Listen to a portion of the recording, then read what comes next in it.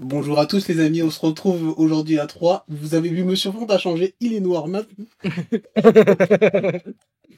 Du coup, je vais mettre celle-là, je crois. Aujourd'hui, on se retrouve pour un petit podcast. Premier podcast, attention. Et on est déjà démonétisé. Aujourd'hui, on va interviewer un jeune athlète de 18 ans, dopé. Naturel. Attention, il va nous révéler ses secrets. C'est à vous, monsieur. Ça va, hein, il gère bien. Hein. Franchement, elle est propre. C'est pas mal.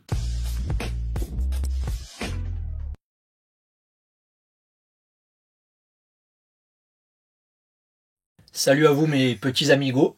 On se retrouve pour ce premier podcast fontesque, sans doute catastrophique je pense, sans script, où on reçoit un athlète d'exception, Monsieur Galad, et notre commentateur préféré, Monsieur Jim. Monsieur Jim. L'homme aux 1000 questions. Et à l'homme aux 1000 PR aussi, attention. Du coup, aujourd'hui dans ce podcast, on va présenter cet athlète d'exception, puis on va répondre aux questions que vous avez posées sur les réseaux sociaux. Et enfin, pour terminer, on laissera Jim se gérer le podcast et on partira sans doute dans des débats en roue libre.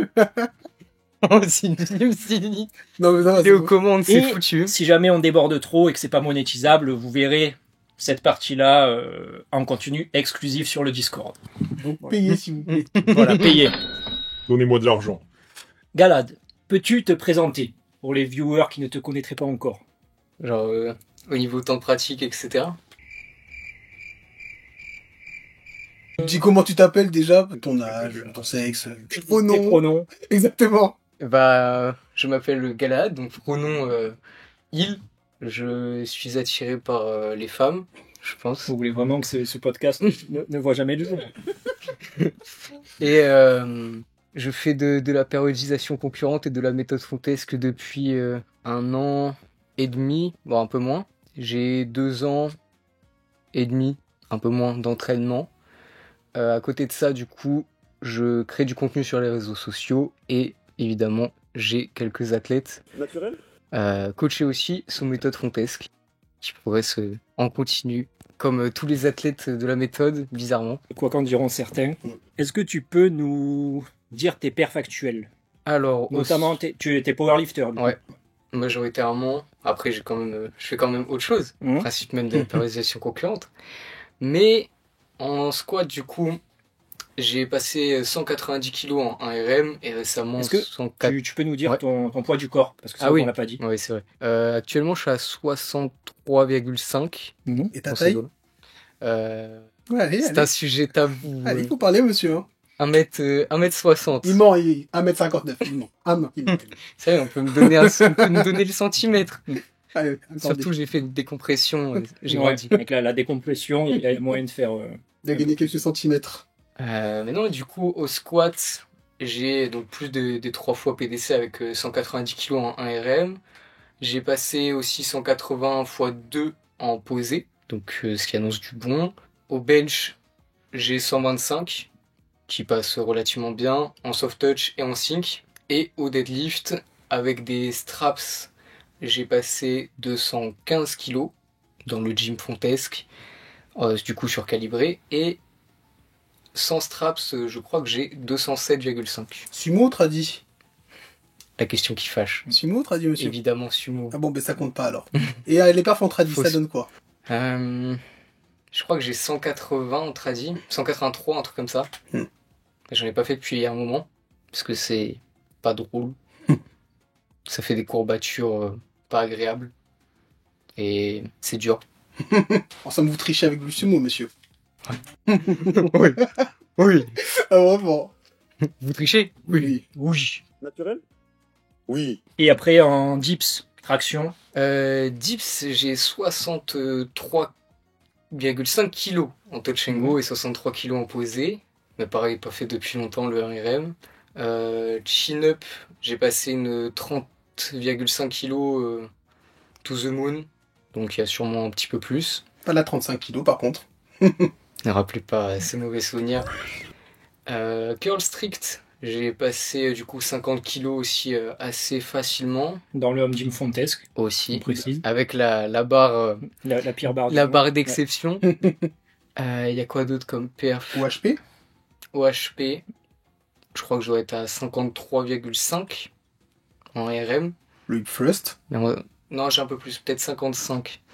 Bon, dans tous les cas, genre j'ai un 3 RM en posé à 52,5, un truc comme ça. Donc le RM, il va monter. Hip thrust 310 kg x 2. Squat bar haute 140 kg en complètement en raw, donc sans belt et sans les genouillats. Et quoi d'autre comme lift pertinent? Un peu de statique, un peu de street workout un petit peu. Ou vous êtes une fraude? En fait, ça date trop. J'ai fait front, back lever pendant un moment. On l'a fait au tout début, ouais. Ouais, j'avais vu. Mais en fait, la salle, elle est juste dans laquelle je faisais ça, est juste vraiment chiant pour y accéder. Il faut que les coachs soient là, il faut que je demande pour y aller. Et avant, je faisais mes dips et mes tractions en haut, tu vois. Et même pas. Maintenant, c'est plus possible. Ils veulent plus qu'on monte les poids parce qu'ils ont peur qu'on brise le parquet. J'ai le signe de gym de cuck, ça. Ah, c'est. Moi, je pense qu'il y aura un comeback du street un jour. Oui. Ouais. Oui. Il y aura un arc. Mais attendez que je sois déjà fort et après vous viendrez. Hein. Attendez un petit peu quand même. Non, je pense que. Ouais, franchement, le street workout, ça m'intéresse.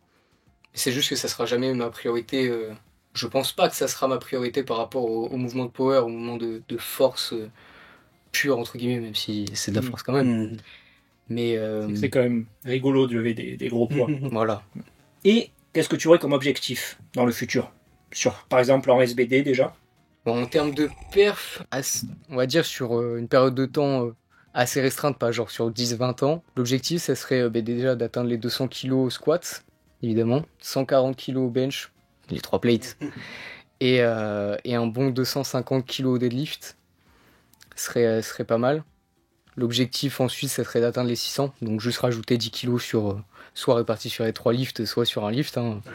On prend tous les kilos. Et sur une période de temps beaucoup plus longue, évidemment être champion de France, d'Europe, du monde. Sheffield aussi. Oui. Oui. Oui. Non, ça pourrait être cool. Et après, même faire un petit peu de street lifting, de curl strict. En compétition, du coup, également, ouais. De bras de fer aussi. Bras de fer, ça pourrait être drôle, ouais. Altéro aussi, peut-être, dans l'idée. Non. Altéro, ça a l'air trop technique. Ouais, trop technique. C'est vrai, je suis trop de lever des poids. Attends, en plus, ça demande de l'explosivité. Bah alors, t'en as de l'explosivité. Tu m'as déjà vu m'entraîner? Pas trop. Ah ouais, vraiment pas du tout. Non, j'ai vraiment zéro explosivité. Mais ça se travaille. Oui. L'inverse Faut du faire, PL, quoi. Ouais. Ah ouais, oui. Non, moi, je sais très très bien grind. Mais par contre, niveau explosivité, c'est ridicule. Ouais. C'est-à-dire qu'une barre à 60 kg au deadlift, ça montera de la même vitesse qu'une barre à 200 kg, tu vois. Ok, ouais, je vois. Plus lentement, même. C'est pas faux. Il y a des chances. C'est pas faux. De solides objectifs, en tout cas. Les atteindre naturellement ou en vous dopant, d'ailleurs? Naturel? Naturel, d'ailleurs? Oui. Ah, tu peux quand même t'en offrir une petite, non? Ça, j'en ai envie, tu sais, j'y pense tous les jours. Comme nous tous. Je me réveille le matin et je me dis, bon, Galad, tu peux quand même t'en offrir une petite. Ainsi que le papa tué, au final. Après, si t'es Le naturel mérite. le jour de la compète, t'es naturel, il paraît. Bah, voilà, tu vois, ça passe. Si tu ne t'es pas chopé, bon, normalement, ça devrait passer. Ouais, pas vu, pas pris. Hein. Exactement. Pas vu, Nati, même. Oh, le nouveau slogan. Pas pris Nati. Donc, pas... Non, naturel. Pour l'instant, full nati. Comme à la ça, limite, dopé à la créatine, malheureusement. Et aux protéines aussi. Ouais, protéines en poudre. Mais non, pour l'instant, j'ai rien pris. Et j'en ai pas l'envie. J'y ai pensé, évidemment. Comme tout le monde, surtout quand t'es matrixé par les réseaux. Mais pour l'instant, ça me dit rien. D'autant plus que je progresse relativement bien. Pour l'instant, j'ai pas de blessures ni de blessures graves qui m'empêchent de progresser ou qui vraiment me demandent une grosse adaptation du training. Petite blessure par-ci par-là, petite gêne. Mais bon, comme classique quand on cherche la performance. Donc non, pour l'instant, pas besoin, pas envie. Je pense qu'en tant que naturel, c'est normal de toujours se dire quel niveau je pourrais avoir en me dopant. Tu vois, se dire en me dopant, est-ce que je pourrais avoir un squat à 250, un squat à 300. Tu veux de l'eau? Ça va la Ouais, je gorge? veux bien. Tiens, Parce que j'ai des pépites de café. Aïe, aïe, Il aïe. a des peptides de café. Les fameuses. La nouvelle façon de se doper. Mais je pense qu'il y a quand même toujours cette fierté un petit peu quand t'es naturel aussi de te dire jusqu'où je peux aller en restant nati et sans tricher. Après, si tu le dis pas, tu peux aussi dire que t'es nati. Que t'es fier nati, tu vois. Oui, c'est vrai. Mais faut juste, plus tard, vous inquiétez pas. Faut juste vraiment se voiler la face. Quoi. Ah oui. Mais le problème, moi, c'est que si je me dope, même si les autres ils le savent pas, toi tu le sais. Moi je le sais. Après, il y a des gens, ça a pas l'air de trop les déranger, tu vois. Non. Et moi, ça me ferait chier quand même. Après, pour surtout, en fait, d'un autre côté, tu sais, il y a le truc de, imagine, je me dope, et au final, je pue quand même la merde. Là, c'est horrible. Parce qu'au final, t'as cramé ta Nati Card, et au final, bah, t'as pas très bien répondu au produit, ou alors ça t'a amené que des complications. Ouais. Mais après, tu peux, enfin, dans tous les cas, tu vas te doper, tu seras forcément meilleur, tu vois. Même s'il y a des dopés qui font croire que non, ça fait que 1% et tout. Tu seras forcément meilleur, mais est-ce que le level up que tu auras, il sera suffisamment satisfaisant et gratifiant, tu vois? Parce que si c'est pas le cas, ben, en effet, t'as grillé ta Nati Card pour pas grand chose, et t'es quand même pas champion du monde, ou des trucs comme ça, ou alors t'as encore plus envie de te doper, prendre des trucs plus hardcore, enfin, c'est quand même un cercle vicieux. Un petit peu un cercle vicieux, ouais. Mais je pense quand même que se doper, alors je fais l'avocat du diable, hein, mais en vrai, je pense quand même que se doper, peu importe, enfin, en prenant une bonne dose, genre là, typiquement, tu te dopes maintenant, tu t'apprêts quand même des énormes perfs. Alors forcément, toi, en étant assez matrixé, tu serais pas content parce que bon, tu te dis, bon, je suis pas champion du monde, tout ça, mais en vrai... Moins matrixé en ce moment. Moins matrixé, mais tu boucles un peu parfois, tu vois. Comme tout le monde. En ce moment, ça va, il a un mindset qui est... Il a été réglé un petit peu, le robot a été réglé un petit peu. Oui, je l'ai un peu réglé. Exactement. Mais je pense quand même que Gala, dans ce dopant, pas pour l'inciter après, hein, mais je pense qu'il atteindrait des perfs folles quand même. Vraiment, les gens de la méthode. Je sais pas du tout. Moi, j'en suis sûr. Donc, si t'as envie d'essayer au final, hein. Pour moi, le vrai flex, c'est atteindre des perfs titanesques en étant naturel. Ah, mais clairement, c'est mieux. Là, tu vois que tu peux te regarder dans le miroir et être en mode, je suis un bonhomme. Exactement. Moi, Quand tu atteins des perfs titanesques en te dopant, ben, tu peux dire ouais je suis un bonhomme, mais dans ta tête tu auras toujours un petit truc qui te dira ouais c'est mais grâce au produit. À quel point, tu vois, à quel point t'as réussi grâce au produit, à quel point t'as réussi grâce à ton entraînement. Après bon, ils se mentent beaucoup à eux-mêmes les dopés, tu vois, ils sont vraiment en mode le dopage c'est 1% et tout, mais au fond c'est tout ce que tu te dopes pas pour rien, tu vois. Si tu te dopes c'est pas pour 1%, c'est bien plus que ça. Donc moi je sais pas, j'ai trop de fierté, j'ai vraiment cette envie de me dire si je réussis c'est grâce à moi, si je foire c'est grâce à moi, tu vois, pas ce truc de tu te blastes à fond. T'arrives à PR, mais toute ta vie, t'auras quand même ce truc un petit peu, mais bon, j'ai quand même triché, quoi. Après, moi, je trouve le dopage, encore l'avocat du diable, mais franchement, moi, j'y ai pensé un moment, genre 35 ans, prime nati, vraiment, j'explose tout le monde, ben j'ai envie de me doper, en vrai, pour repousser encore plus les limites humaines. Genre là, j'ai une traction proche de 2 fois PDC, je me dis pourquoi je m'enverrais pas un petit cycle pour voir ce que ça donne, en vrai. Genre vraiment... Tu peux quand même t'en envoyer une petite. J'ai envie, genre vraiment prime méthode fontesque, tout optimisé, voir ce que ça fait de se doper. Parce que d'ici tes 35 ans, la science, elle aura prouvé qu'on est des fraudes. La méthode fontesque, oui, c'est vrai. On verra que ça marche pas. C'est sûr, bah oui. Non, mais en vrai, ça peut être intéressant de se doper. Non, je dis pas ça comme ça, dans le sens là, mais il y a toujours une part en mode j'ai envie de tester. Vraiment, moi, je sais pas si je vais résister à 35 ans quand même. Ça se trouve, je sais pas si je vais résister, vraiment, je sais pas si je peux tenir ça. Non, je sais pas, vraiment. Non, en vrai, c'est clair que c'est intéressant. Tu vois, c'est un giga booster de performance, ça permet de dépasser tes limites et tout, mais bon. Moi, je pense qu'il y a quand même beaucoup de trucs pas cool.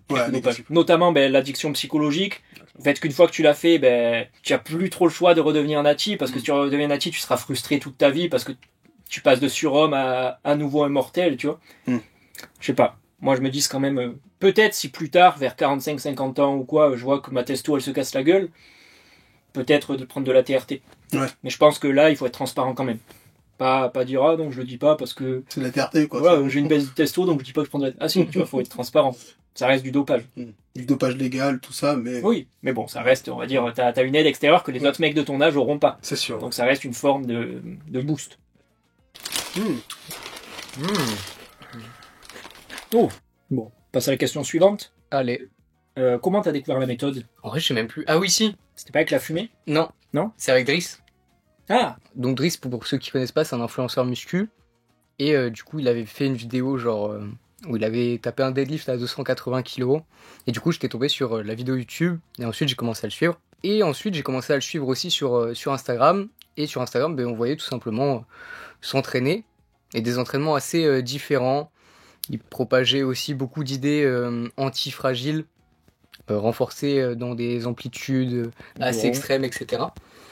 Et ensuite, du coup, je tombais sur le compte de La Fumée, donc qui était un de ses potes. Et de La Fumée, pareil, j'ai regardé un peu par qui il était coaché. Je suis tombé sur la chaîne de Monsieur Fonte. J'ai regardé quelques vidéos. J'étais un peu sceptique au début. Moi aussi. Et au bout d'un moment, je me suis dit, bon, testons d'appliquer un petit peu la périodisation concurrente. Donc, j'avais fait un cycle un peu frauduleux, mix périodisation concurrente, périodisation classique. Bon, il faut savoir que j'ai aussi un bon passif avec les blessures. Je me suis déjà blessé au niveau du dos, vraiment hardcore, quand j'étais en auto-coaching. Et en ayant fait cette mini PC en solo, je me suis reblessé. Mais parce qu'en vérité, c'était même pas une PC, hein, c'était une PL, mais avec des exos de PC. Bref, c'était assez frauduleux. Et du coup, après, j'ai pris Monsieur Fonte aussi parce que j'avais les France à préparer. Du coup, je me suis dit, bon, let's go prendre un coach. Donc, on était à genre 4 mois des France quand je t'ai pris. On devait être en janvier ou février. Donc, soit 4... C'était quoi? C'était en avril que tu les Ouais. avais? Ouais. Moi, il me semblait que c'était un peu moins. Ouais, peut-être Je crois que 2 c'était un mois. mois et demi ou 2 mois parce que je me rappelle que tu m'avais dit les objectifs. Je t'avais dit ouf, je te garantis rien parce que c'était vraiment short notice. Je crois que c'était 2 ou 3 mois. Mais j'avais déjà fait ma pompe à Beauvais, du coup. Moi, il me semble que c'était en mi-février et que ta comp elle était en avril, si je dis pas de bêtises. Ouais, mais la comp régionale, je l'avais déjà Tu fait. l'avais déjà fait, toi. Ah, ok. Ouais. Ouais, donc j'ai fait une première compétition régionale et mes perfs ont chuté, surtout sur le squat. J'avais réussi à passer une 165 kg et en fait, au fur et à mesure des semaines, juste je régressais. Et en même temps, j'entendais un gourou malveillant dire qu'on était censé PR en continu, progresser en continu. Je me suis dit, mais c'est bizarre, j'entends ça nulle part. Pourtant, l'explication, elle est logique. Si jamais je m'entraîne, je génère des adaptations, je suis censé être plus fort qu'avant. Ok, ça se tient. Et moi, c'est pas du tout ce que je voyais du coup sur le moment, vu que je faisais vraiment de semaine en semaine, 165 kg, 162,5, 160, 157,5, et à la compétition, j'avais fait 155 kg au squat. C'est une décharge progressive. Ah ouais, vraiment. Régression forcée. Bah après, au moins, le deadlift progressait, le bench aussi, enfin, ça stagnait un peu. Mais du coup, voilà. Le combo, gêne, pré-blessure, et stagnation, voire régression sur certains mouvements. Je me suis dit, bon, allons-y, tentons cette fraude. Et j'ai commencé un coaching assez court pour préparer les France. Et on s'était fixé des objectifs assez durs à atteindre, qui au final étaient quasiment atteints. Le jour de la compétition, j'ai pas pu complètement exprimer ma force. Gros watercut, mauvaise gestion de tout. Et même des jets de tentatives le jour J, bref, en gros pas du tout d'expérience sur le terrain. Mais pour autant la force, je sais qu'à l'entraînement, je l'avais. Je me suis rapproché des 190 au deadlift, au squat j'étais bien remonté, j'ai même fait une tentative de record du France le jour des France, donc à 176 kg si je dis pas de bêtises, qui a été... j'ai fait la rep mais elle a été invalidée pour je crois redescente. Et au bench... Je crois que j'avais aussi débloqué un peu cette stagnation, mais j'ai pas pu non plus exprimer ma force le jour de la compète. Mais ouais, non, tout avait très bien bougé en l'espace d'à peine 2 mois. J'avais complètement récupéré aussi au niveau du squat, mes perfs. Et au niveau gêne, ça c'est très rapidement parti au final. Et la majorité du temps d'entraînement, il se passe sans gêne ni douleur. La dernière blessure récente que j'ai eue, même si c'est pas vraiment une blessure, c'était une gêne au niveau de la colonne, au niveau thoracique. Mais ça m'a même pas empêché de m'entraîner au final. Je continuais de faire du deadlift et du squat. Juste on a adapté un petit peu les choses. Mais ouais, pas de récente blessure. En tout cas pas du tout aussi hardcore qu'avant l'application de la périodisation concurrente. Et moi je sais très bien que la rotation d'exercice est véritablement le game changer qui me permet de garder mes tissus, on va dire, relativement sains et qui surtout m'évite d'accumuler de l'usure ou de la surutilisation. Voilà, l'usure, il paraît que ça n'existe pas. Donc Donc non, ça a vraiment été un gros game changer pour moi, ce principe de rotation des cycles. Et pour la progression, ce qui a été game changer, c'est le tableau TPR, je pense. Hein. Ouais, clairement. Qui n'est pas encore sur YouTube, mais ça viendra. Vous pouvez le trouver sur le Discord. D'ailleurs, il y a beaucoup de gens qui, justement, quand on passe du conventionnel au non conventionnel, notamment la période concurrente, la méthode Fontesque, etc., qui ont tendance à dire qu'on va se blesser, qu'on va avoir mal partout, etc. Toi, qui viens du conventionnel, t'aurais quoi à dire sur ce point-là, aux gens qui disent tu vas plus te blesser, tu vas plus avoir mal, etc. Bah que c'est faux, hein, tout simplement. Généralement, ça vient surtout d'une mauvaise gestion du stress et tout simplement d'une programmation qui ne sera pas adaptée. Majoritairement, en tout cas, même si on peut toujours se blesser par d'autres moyens. Mais en tout cas, avoir significativement plus de blessures liées au passage non conventionnel, à la périodisation concurrente, etc., c'est complètement faux. Même c'est l'inverse. La majorité des blessures, etc., je pense qu'on les évite justement grâce à la rotation d'exercice. Plein de petites gènes partent très facilement grâce justement à la rotation d'exercice aussi.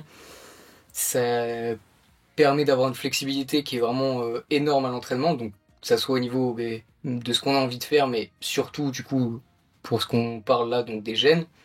Simplement, si demain j'ai mal à mon coude, que je suis en fin de cycle, je peux tout à fait, durant le cycle suivant, ne pas mettre d'extension de coude pour déload de la zone. Quoi.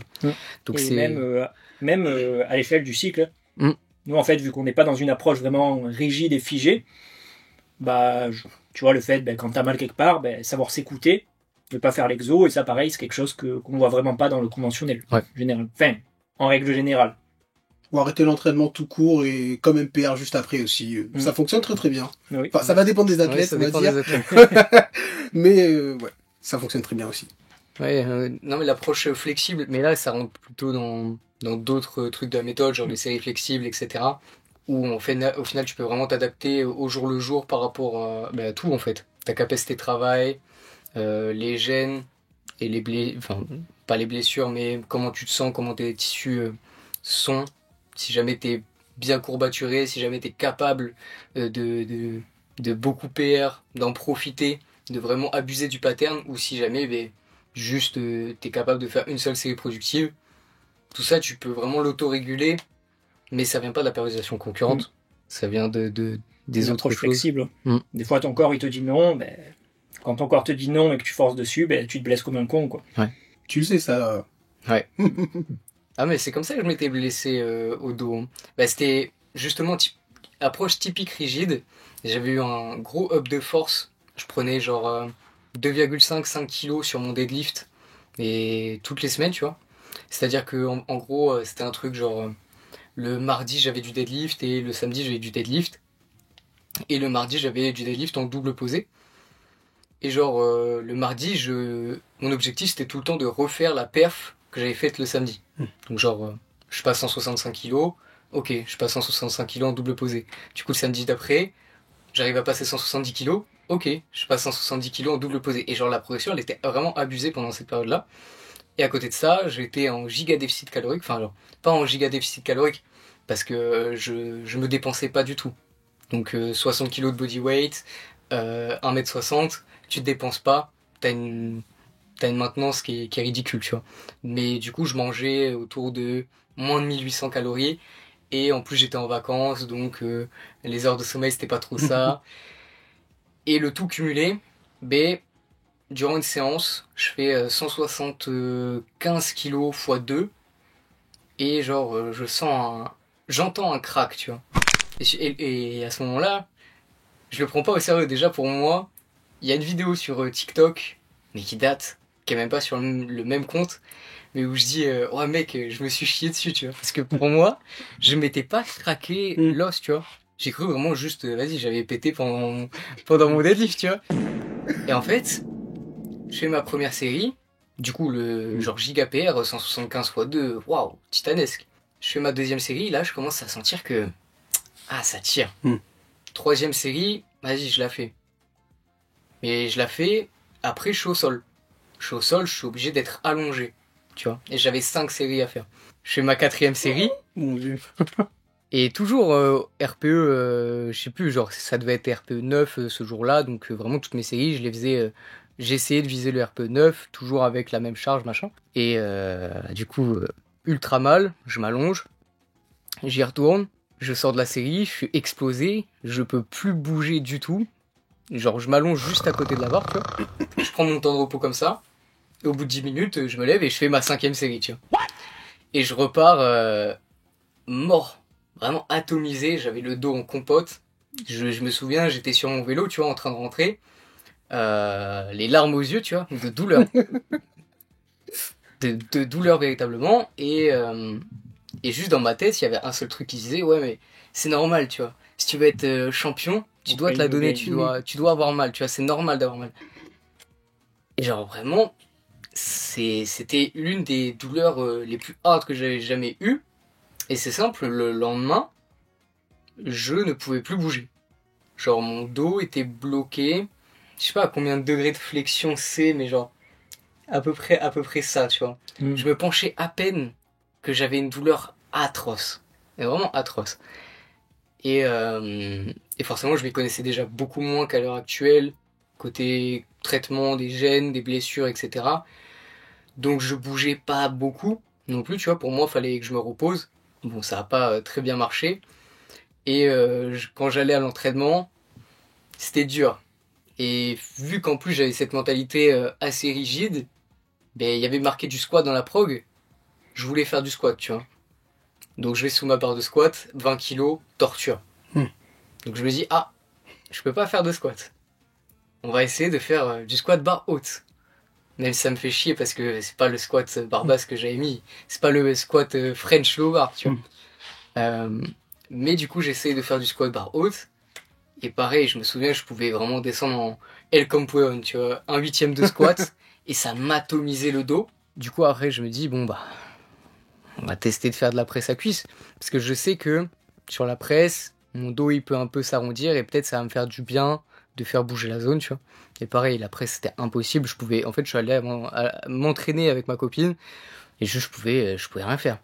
La séance a été atroce, du coup je crois que j'ai fait du leg extension, du leg curl et je lui ai dit viens on se barre, tu vois. Et ça a dû durer, la blessure elle a dû mettre pas mal de temps à partir parce que je sais que quand il y a eu la rentrée en septembre-octobre, m'asseoir en cours c'était compliqué et j'avais tendance à même me mettre debout en cours, tu vois. Parce que juste rester trop longtemps assis, ça a redéclenché la douleur et c'était insupportable. Attends, t'étais debout en cours, genre ? Ouais. Mais ouais, c'était vraiment très hard à vivre. Surtout que du coup, tu te dis, putain, mais je suis peut-être pas fait pour ça. Pourquoi est-ce que les autres y arrivent et pas moi ? J'ai pas la génétique. Voilà, c'est ça. Vous avez raison, je vais finir cassé. Par contre, à ce moment-là, je me pensais pas du tout à me charger pour récup. T'étais heureux quand même. Voilà, j'étais heureux, la vie était belle. Jeune et innocent. Mais ouais, non, c'était vraiment assez hard. Et cette gêne-là, je sais qu'elle est quand même assez... elle reste. Elle a tendance à revenir si jamais je fais trop de volume sur le soulevé de terre ou le squat, ou si jamais j'ai les deux dans la même séance. Des fois, ça peut vraiment la redéclencher. Je sais qu'en cycle de picking, il faut que je gère vraiment bien mon volume sur les deux mouvements. Parce que si jamais j'en fais trop, ça la redéclenche assez rapidement. Mais au fur et à mesure du temps, je sens que elle s'atténue. Ou en tout cas que ma capacité de travail, elle augmente. Et que mes tissus deviennent de plus en plus résilients. Et qu'au final, ça commence à s'estomper, cette douleur. Elle est beaucoup moins récurrente. Ouais, sachant qu'en plus à la base, de ce que tu nous as dit, t'avais un peu fait le singe à la première séance. Et souvent, ce qui se passe, c'est qu'en fait, ça, c'est super évitable. Et des fois, il suffit de pas s'écouter, de forcer. Ouais. Et parfois, en effet, ça fait, moi, ce que j'appelle un peu de la surblessure. En fait, tu te surblesses. Et parfois, ça dure super longtemps, mais ça finit toujours par partir. Et malgré tout, en faisant les choses correctement, tu vois que tu peux continuer de t'entraîner, revenir à ton ancien niveau, dépasser ton ancien niveau, continuer de progresser. Mais, tu vois, t'as un petit truc qui reste, tu vois, comme une cicatrice. Après, ça finira par partir, mais en fait, quand ça arrive, il faut vraiment en tirer une leçon et se dire, en fait, prochaine fois, il faut pas que je fasse ça, il faut juste que je m'écoute. Et je me dis, ce Ah jour-là, j'ai mal au dos, ben, je fais du bel squat à la place. Et bon, chose que tu as bien assimilée maintenant, je crois. Oui. C'était comme ta gêne à la négative, à la traction en bras, là, c'est ça? C'était une déchirure que Ouais, j'ai fait. Déchirure partielle. Bon, ça, c'était avant que je fasse de la période de son Ouais. concurrente. J'étais également Enfin. un jeune singe, tu vois. Mais ça, pour le coup, je l'avais vraiment guéri en une semaine et j'ai eu aucun reste. Tu vois, rien du tout. Par contre, j'ai eu d'autres petites gênes où j'ai fait le débile et où parfois ça a continué de traîner, tu vois, une petite gêne pendant parfois 1 an, tu vois. Mais l'avantage, c'est qu'en fait, ça m'empêchait pas de PR, ça m'empêchait pas de progresser, de revenir à mon ancien niveau et de le battre. Mais, tu vois, c'est juste que je sentais des fois, comme vraiment, comme une cicatrice, un peu, tu vois, comme si mon corps, il avait eu un peu peur et qu'il avait laissé un petit peu une petite gêne, un petit truc nerveux. Je comprends, j'ai ça, là, j'ai l'impression, là, déjà, donc je comprends ce que vous dites. Mais tu vois, en soi, si t'as une petite gêne, mais qu'elle t'empêche pas de PR, Ouais. que tu peux tout faire, qu'elle s'aggrave pas, soit c'est pas grave. Mm. C'est juste en fait que des fois, le système nerveux, le système de la douleur, c'est un petit peu bizarre. Il y a beaucoup l'aspect psychologique aussi qui joue. Mais le principal, c'est de pouvoir s'entraîner. Il y a beaucoup de gens, ils sont terrifiés de la gêne et de la blessure à l'entraînement. Ils cherchent à vraiment l'éviter à 100%, mais tu peux pas. La réalité, c'est que tu peux pas éviter la blessure à 100%, tu peux pas éviter la gêne à 100%, ça arrive. Ça peut arriver sur un accident, ça peut arriver sur un mauvais jour, mais c'est pas grave. Très souvent, les petites gênes, les blessures, tu les traites bien directement et que tu forces pas dessus, bah c'est pas grave, tu vois. En fait, tu auras peut-être une gêne à l'épaule, elle va traîner une semaine, pendant une semaine, tu changes tes exos, et après, t'as plus rien. Par contre, si pendant cette semaine, tu t'écoutes pas, et que tu forces comme un bourrin dessus, ou que tu changes pas ton plan, là, tu vas te surblesser, et tu vas traîner ça pendant des mois, ou pendant des années.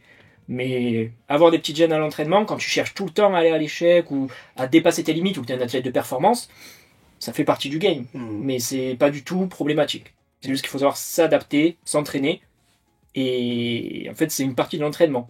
Tu vois, savoir gérer les petites gênes, les petites blessures, pour justement pas que ça s'aggrave, et pour pas que ça impacte l'entraînement. Et avec la rotation d'exo et tous les outils qu'on a, ben on a des dizaines et des dizaines d'exemples de gens qui parfois ont même des petites blessures, des petites pathologies, qui se sont fait une déchirure partielle ou quoi, qui arrivent à continuer de PR malgré ça, et à progresser. Parce qu'en fait, c'est très rare qu'une blessure t'empêche de faire n'importe quel exercice, pour un muscle ou pour un pattern ou quoi. Sauf si tu fais vraiment le singe, que tu continues de forcer dessus jusqu'à ce que tu aies une blessure qui, là, pour le coup, t'empêche totalement de t'entraîner. Genre blessure à l'épaule qui t'empêcherait de faire tous les exos de poussée, tous les exos de tirage. Là, ouais, là t'es niqué. L'idée, c'est d'essayer de pas arriver jusque-là. Ouais. Question suivante. Allez. On enchaîne. Alors, question suivante. Allez. C'est quoi que tu préfères dans la méthode? Dans la méthode. Faire des 1RM à chaque fois. Ça, j'avoue, c'est bien. ça, c'est cool. Tes séances. Non, en vrai, je sais pas, il y a pas de truc qui sort vraiment du lot. La rotation d'exercice est vraiment cool. Pouvoir taffer plein d'exos différents. En fait, tu peux pas te lasser de ton entraînement si jamais tu t'adaptes à toi, en fait. Ouais. C'est-à-dire qu'il faut trouver le parfait compromis entre entraînement fun et entraînement rentable, ce que tu avais parlé dans ta dernière vidéo. Mais c'est beaucoup plus facilement applicable quant à la rotation d'exercice. Ouais. Puis surtout, ça dépend aussi beaucoup de tes objectifs perso, parce qu'en soi, il y a des gens qui peuvent faire la méthode de manière très récréative et d'autres qui peuvent faire ça de manière très productive. Mais on va pas se mentir, même la manière de faire récréative peut être très productive. Moi, je trouve que c'est quand même très fun comme manière de s'entraîner, même quand tu as des objectifs de compétition. La rotation d'exo, c'est vraiment cool parce que juste, tu te lasses jamais, quoi. Ouais. Pour moi, l'avantage T'auras toujours principal, un c'est assez similaire à ça, c'est la liberté. Mm. La liberté, la flexibilité qu'apporte la méthode, parce que moi, j'adore m'entraîner, mais je pense que je détesterais m'entraîner en bloc figé, classique, de RPE et compagnie. Horrible, hein. Je pense que j'aurais arrêté les sports de force il y a longtemps. Je trouve ça trop barbant, c'est pas fun. Je comprends qu'il y a des gens que c'est leur délire. Mais moi, si c'était le cas, je pense que je serais retourné dans un sport fun. Genre les sports de combat, la grimpe, le parcours, ou quoi. Je pense que c'est l'aspect préféré des gens, la flexibilité dans la méthode. J'en avais déjà parlé avec d'autres gens. La méthode est vraiment, je pense, c'est vraiment l'aspect qui fait la spécificité de la méthode et ce qui fait qu'on accroche. Au final, tout ce qui découle de la méthode, tout découle de la flexibilité. Finalement, faire des 1RM à chaque série, par exemple. Chaque séance, à chaque série. Reste tranquille. Non. Ça découle de la flexibilité de la méthode. Faire des séances force tout le temps, ça découle de fait d'être flexible, par exemple. C'est pour ça vraiment que c'est pour moi le meilleur point qu'on ait dans la méthode. Et le fait qu'elle continue justement d'évoluer grâce à ça. Et l'avantage aussi de la flexibilité, c'est que tu peux être flexible en étant rigide. C'est-à-dire que si tu es rigide, tu peux pas être flexible. Par contre, tu peux être flexible et rigide. Donc, et c'est ça que beaucoup de gens comprennent pas avec la méthode et ils disent ouais mais non mais moi je veux faire les mêmes mouvements et tout. Mais tu peux. Tu peux. Oui. C'est ça. Sauf que quand t'es rigide, tu peux pas faire d'autres C'est mouvements. ça le fait, la liberté. La liberté d'être rigide en effet. C'est joliment dit. Vraiment, Ce que vous avez dit, c'est beau. grand c'est beau. philosophe. Vous êtes un poète. Philosophe. Après, je dirais qu'un autre point qui, moi, je kiffe beaucoup avec la méthode, c'est le fait de pouvoir PR à chaque fois. Parce que pareil, tu vois, il y a beaucoup de systèmes où en fait, ben, tu prépares un PR, tu vois. Avec des blocs où c'est normal, des semaines où c'est normal de pas PR, tu fais volontairement du RPE plus bas, tu fais des phases de deload, etc. Moi, ça me fait chier. Même si ça peut fonctionner pour certaines personnes. Mais moi, ça m'emmerde. Moi, j'aime bien, je suis un animal, tu vois. Genre, je vais à l'entraînement, j'ai envie de lever des grosses barres et de progresser à chaque séance. Mais c'est possible. C'est juste que les gens disent c'est pas possible. Non, c'est pas possible avec une approche traditionnelle. Ça, oui, c'est logique. Mais par contre, nous, ben, on a prouvé, notamment avec tes daily recap, avec tous les athlètes, etc., qu'on peut progresser à chaque séance. C'est Et juste qu'on doit une autre progresser, manière. Et même. qu'on doit progresser à chaque séance. Mais quand on dit on doit progresser à chaque séance, c'est avec la méthode, avec Oui. notre prisme. Parce que évidemment, quelqu'un qui fait une périodisation qui est différente, oui, il ne doit pas progresser à chaque séance. C'est ça aussi que des fois les gens, je pense, ils se sentent un peu agressés. Tu vois, qu'on leur dit il faut progresser à chaque séance. En fait, c'est plus quand on dit ça veut dire c'est possible de le faire. Mais ça ne veut pas dire que vous êtes tous obligés de le faire, quoi. Ah ouais, j'avoue. Mais bon, c'est mieux de progresser à chaque Oui, séance oui, que bah, moi, de faire des c'est- séances. Je suis persuadé que c'est une meilleure philosophie. C'est pour ça qu'on l'a fait. Mais C'est très gratifiant aussi. J'avoue que ça, c'est vraiment le deuxième point. C'est tellement gratifiant. Genre là, typiquement, genre tous les gens de la méthode, on leur dit maintenant, vous retournez à un système normal où vous pouvez pas PR. Pendant un mois, je pense qu'on devient tous dépressifs. ouais. Je pense Ah, de ouf. même une séance, on n'arrive pas à PR. Non, même une séance, on Ah ouais, PR. une séance genre- entière. Faire les mêmes exos aussi. Ouais, aussi. Toujours les mêmes exos, faire du RPE 6 pendant une semaine. Déjà, PR juste de 500 grammes, ça me fait mal au cœur, déjà, juste ça. Ça, c'est que tu t'entraînes pas depuis assez longtemps parce que ça devient Ouais, c'est un sûr. peu plus courant sur certains exos. Oui, ça c'est sûr, traction, je veux pas perdre de 2 kilos, mais bon, je sais bien que même genre perdre de 125 grammes, ça me fait mal déjà au cœur. Alors je sais que là, si je perds pas pendant 1 an, 2 ans, 3 ans, je vois Ouais, mon... ouais, comme ce qu'on voit sur les réseaux. Putain. 3 ans pour au final avoir le même niveau squat. Oula, attention. C'est énervé, hein. Les phases de level down aussi, ça c'est terrible. Ah. Le fait que dans l'entraînement conventionnel, c'est très normal de régresser parfois. Tu vois, bon, souvent à un peu plus haut niveau. Ouais. Quand t'es intermédiaire, c'est normal de pas régresser. Alors que nous, on arrive à maintenir toujours une progression, même si parfois elle peut être plus lente. Il y a des phases où c'est beaucoup plus dur, des petits PR et tout. Mais il n'y a jamais un truc où pendant 1 mois ou 2 mois, tes perfs, elles descendent pour après remonter. Ça, c'est quand même dur psychologiquement. À la limite, t'auras une série dans ta séance qui va être... Encore, c'est quand qui va pas être un PR et qui va être en deçà de tes performances, mais au final, tu vas en avoir 3 autres pour compenser. Donc, et puis tu vas avoir tout le reste des exos. Ouais. Donc bon. Aussi le fait de pas s'entraîner de mieux PR que les gens, ça c'est quand même incroyable. Genre, t'es là, t'arrêtes pendant 6 mois quelque chose, et au final tu reviens plus fort qu'avant. Ça c'est un phénomène. Mais ça pour le coup, soi-disant. C'est un phénomène moi je m'y connais pas. Inexplicable. Ça, je ferai une vidéo bientôt sur le sujet, parce que là les gens ils disent ouais, arrêtez de s'entraîner 6 mois, progresser, qu'est-ce qu'il dit non, c'est réel, mais ça sera pour une autre vidéo et c'est dans des conditions particulières. Ça peut arriver, mais c'est possible. Mais on sait pas On pourquoi. l'a expérimenté ici. Et on sait pas pourquoi ça marche pas non plus. Il faut que des scientifiques viennent tester ça. Parce qu'on nous dit, ouais, expliquez. Je sais pas, moi. Mais je constate. En vrai, il y a des explications qu'on avait trouvé un petit peu. J'ai des théories. Ouais, J'ai des théories fumeuses. Mais des fois, les gens ils disent, ouais, vous êtes anti-science, c'est pas baqué par la science. Ben ouais, mais on n'est pas scientifique. C'est en fait, s'il y a des scientifiques qui veulent tester la méthode, oui. Venez. Avec plaisir. Moi, je veux que justement on puisse tester ça, histoire de voir si c'est la réalité ou si on est tous dans un délire sectaire tous ensemble et qu'on un biais de confirmation immense. Un biais de confirmation, une hystérie collective qui fait qu'on se rend pas compte que voilà, une hallucination collective. Donc oui, avec plaisir pour tester ça scientifiquement, mais malheureusement. Attention à qui finance l'étude quand même, parce que certes.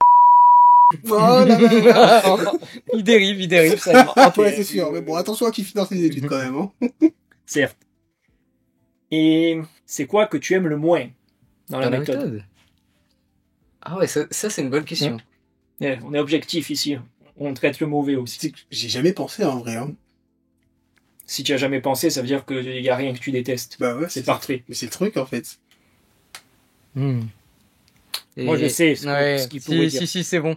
Attends, je te dis à l'oreille. Les séances lower, Ok, d'accord, ok. Le Là, lower- on est tous d'accord lower sur ça. volume. Ok. Lower volume, c'est affreux. Ok, C'est juste affreux. Mais ça fait partie de la méthode. Bon, il faut accepter, il faut trust the process, comme on dit. Mais non, c'est atroce. Après, des fois, il y a des trucs frustrants. C'est de devoir arrêter un mouvement, tu vois. Mais d'un autre côté, dans l'absolu, si je veux vraiment être très flexible, ben je peux continuer le mouvement. Tu peux faire une variante très proche. Mais il y a aussi le contre-coup qui est reprendre le mouvement et voir que tu as progressé en arrêtant le mouvement. Ouais. Ce qui est un immense kiff. Ah, vraiment. Après, les séances lower, c'est déplaisant, mais ça rend tout le reste plus facile aussi, tu vois. Ça transforme les enfants en hommes, ça t'apprend à souffrir, à grinder. J'ai toujours pas fait ça. Hein. Et en plus, ça fait peur aux gens et ils nous prennent pour des fous à faire des 30, 50 RM au squat. Fatigue maxing. Fatigue maxing, voilà. Ça sert à rien la fatigue. Lésion calcium, la régression. Mais oui, je pense qu'on déteste tous un petit peu les lower volumes. Après, au bout d'un moment, on les déteste moins. On les déteste toujours, mais on les déteste moins. C'est une relation toxique avec eux. Ouais, voilà. Ah, je sais pas. Pour l'instant, je suis vraiment pas arrivé à ce stade-là. Je vais, au bout de 5 ans, ça va un peu mieux. Au bout de 5 ans, ça s'améliore de 2%. Les lower volumes, c'est vraiment terrible. C'est pour ça, de toute façon, je vais passer en full body. Au moins. Mais non, mais tu sais que le pire, c'est que dans mes lower volumes, je n'ai pas les élévations latérales. C'est dans mon lower force. Donc vraiment, de A à Z, mon lower volume, il est juste nul. Tu vois. Oui, j'ai rajouté des élévations latérales dans mon lower. Pourquoi il parle d'élévation latérale en lower? C'est pour augmenter la fréquence sur les épaules, pour avoir des grosses épaules. Non, c'est horrible, hein, vraiment. Même moi, j'y suis vraiment pas passé pour l'instant sur les lower volumes. Hein. Même moi, j'ai pas dépassé les 20 reps hein, dessus. Hein. Oh, ça va encore, 20 reps. 20 reps, ça va. Non, mais c'est pour ça que j'ai toujours pas dépassé hein, les 20 reps. Hein. C'est très rare que je fasse vraiment des... Déjà, je skip beaucoup de séances. Alors bon, mais j'avoue que je suis pas bon partisan de la méthode quand même. J'avoue que j'ai beaucoup skippé. Alors moi, je suis un peu une fraude. Hein. J'ai beaucoup skip de séances. T'es le mouton noir de la méthode. Ah, mais... sans aucun sous-entendre. Et pourtant, je PR quand même. Hein. Donc, vous voyez, même quelqu'un de catastrophique comme moi, qui applique assez mal parfois la méthode, mais j'arrive à PR quand même de fou. Surtout que toi, t'es en auto-coaching en plus. T'as jamais été coaché? Non, jamais. J'ai pas les sous. Je crois même quand il était sur le Discord, il a mis 3 mois à lire les articles sur comment faire le tableau de PR et tout. Tu les as lus? Oui, mais pas tout fini encore. Hein. Ça fait combien de temps? 6 mois? Oh là là là là. Eh, je suis putain un flemmard, hein. C'est bon, m'attrapez pas ma veste.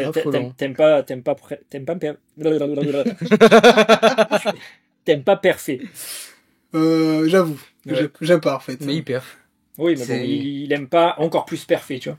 C'est vraiment abusé. Hein. Ça veut dire que même en l'appliquant à la ZUB, mais c'est que il vraiment, arrive à PR en continu. même en faisant une séance par semaine, vraiment, je PR comme jamais. Parfois, je me dis pourquoi, en fait, m'entraîner. Pourquoi? Vraiment, parfois, je me dis, à un moment, je me suis dit, mais pourquoi je vais faire 4 séances si je peux vraiment progresser de ouf? Mais ça, c'est la future étape de la méthode. C'est qu'on va se dire, en fait, on va même plus s'entraîner. Mais vraiment.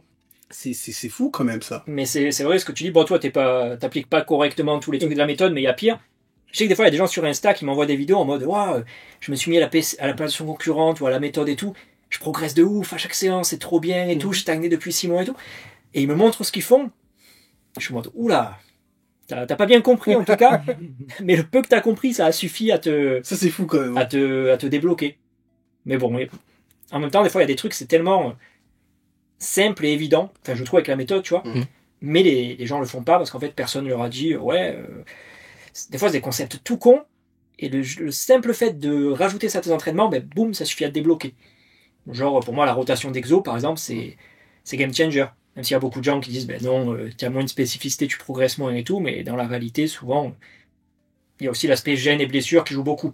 Quand tu as des gènes partout, quand tu es blessé de partout, que tu fais tout le temps les mêmes mouvements, ben forcément, tu peux plus trop progresser dessus parce que tu peux pas te pousser.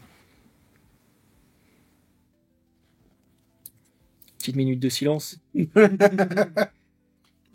Alors, question suivante. Assez similaire, mais pas exactement. C'est quoi que tu détestes le plus dans l'entraînement, en général? Dans l'entraînement? Ouais. Les lower volumes, encore une fois. La lenteur. La lenteur du process, en fait. À quel point progresser en étant natif, c'est lent et chiant. C'est Tu vois. ingrat. Ouais. La quantité d'efforts que tu mets pour, au final, la récompense. Mais après, d'un autre côté, si c'était trop simple, ben, ça serait moins Savoureux. Gratifiant, ouais. Gratifiant. savoureux, c'est le bon terme. Quand tu passes, genre, tu mets du temps, de l'énergie sur un mouvement et que tu débloques enfin, genre, par exemple, au squat, quand j'ai débloqué 180, tu vois, je te dis, waouh, quand même, 3 fois PDC, tu vois, c'est stylé.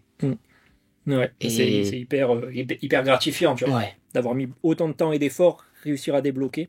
Mais bon, quand t'es dans les phases où tu galères, c'est difficile. Surtout quand tu vois ben, les réseaux, tu vois.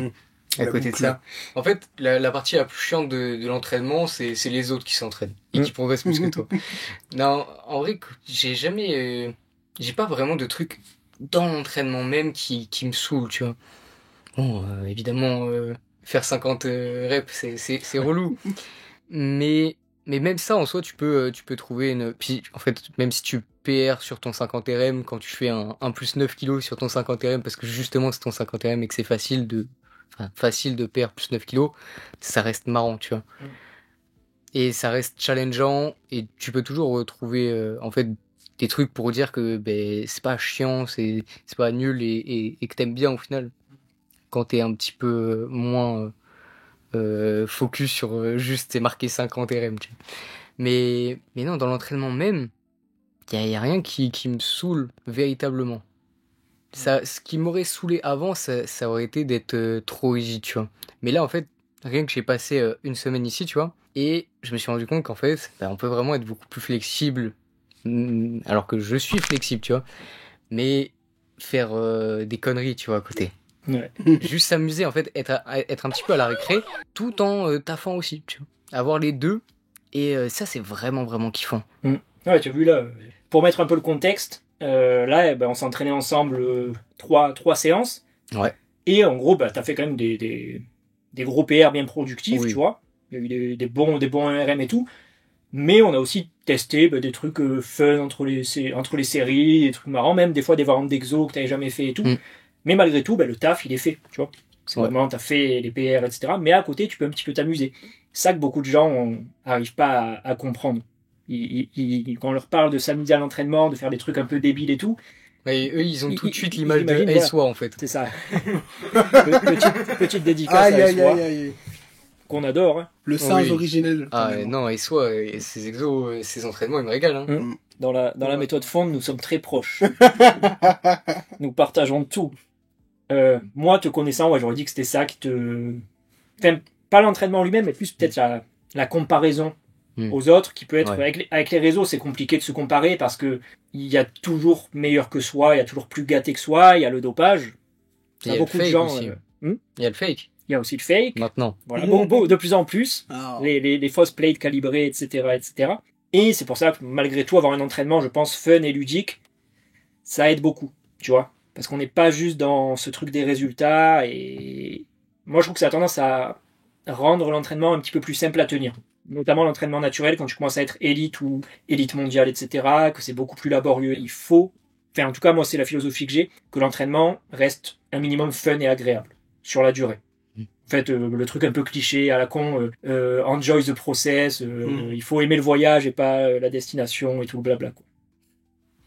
Celui qui aime marcher marchera plus loin que celui qui veut juste atteindre sa destination. Voilà, les 10 000 steps. Ça blaste l'étiquette. Question qui assez liée à ce qu'on vient de dire du coup. C'est quoi ton opinion sur le dopage Naturel? dans le sport? Donc c'est normal. Quand tu recherches la performance et surtout que tu recherches la performance contre d'autres athlètes, c'est normal qu'il y ait du dopage, tu vois. Après, c'est chiant quand tu veux justement rester naturel. Et le mieux, selon moi, c'est qu'il y ait des fédés testés et non testés. Même Ouais. si ça n'aidera pas, il y aura toujours des chargés qui auront Ouais, pour moi, malheureusement, en fait, testé. vu qu'il y a aussi l'ego humain, Ça marche les pas gens, du ils tout. voudront pas aller dans les... Enfin, il suffit de voir dans plein de sports que les fédés testés et non testés, il y a les mêmes résultats. voire parfois, c'est en testé qu'il y a les meilleurs résultats, tu vois. Donc en fait, il y a beaucoup de gens qui disent, ouais, il faudrait que le dopage se soit autorisé et assumé, et qu'en fait, il y ait des fédés dopés et des fédés naturels, même pas une histoire de testé non testé, vraiment des fédés dopés, qu'en gros, soient pas pénalisés. Mais le problème, c'est qu'en fait, ça fonctionnerait pas, parce que tu aurais les plus gros dopés du monde qui iraient dans les fédés testés, mais les dopés qui n'ont pas le potentiel pour battre ces mecs-là, ils iraient chez les naturels pour être premiers, tu vois, juste pour se faire mousser. Et malheureusement, le dopage, même les gens qui sont pas en compète, chez les amateurs, le dopage récréatif et tout, ils mentent aussi. Enfin, moi, je pense vraiment que l'ego humain, malheureusement, avec le dopage, il empoisonnera toujours le truc. On pourra jamais avoir de fédé où tout le monde se dira, ouais, on va laisser tous les naturels y aller, on va pas y aller nous, tu vois. Même chez les enfants, au final, quand on leur propose de se doper, tu vois, genre t'as un enfant de 12 ans, tu fais du rugby, on te dit tiens, on va te donner un petit truc, ça va te donner du boost, un petit booster. C'est réel en Un plus. petit booster de testo, tu vois, tu te dis bon ben ça va pas me faire mal, tu vois, tu te connais même pas au final. Oui, soit tu sais pas ce que c'est, soit tu sais ce que c'est, mais on te vend du rêve. Et surtout on te que dit, toi t'as le potentiel d'aller d'être rugbyman pro.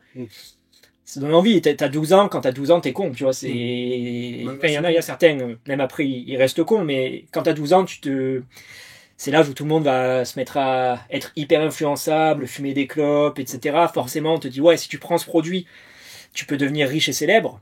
T'as le potentiel de réussir et de plus avoir à te faire chier avec le bac, avec les études supérieures et tout.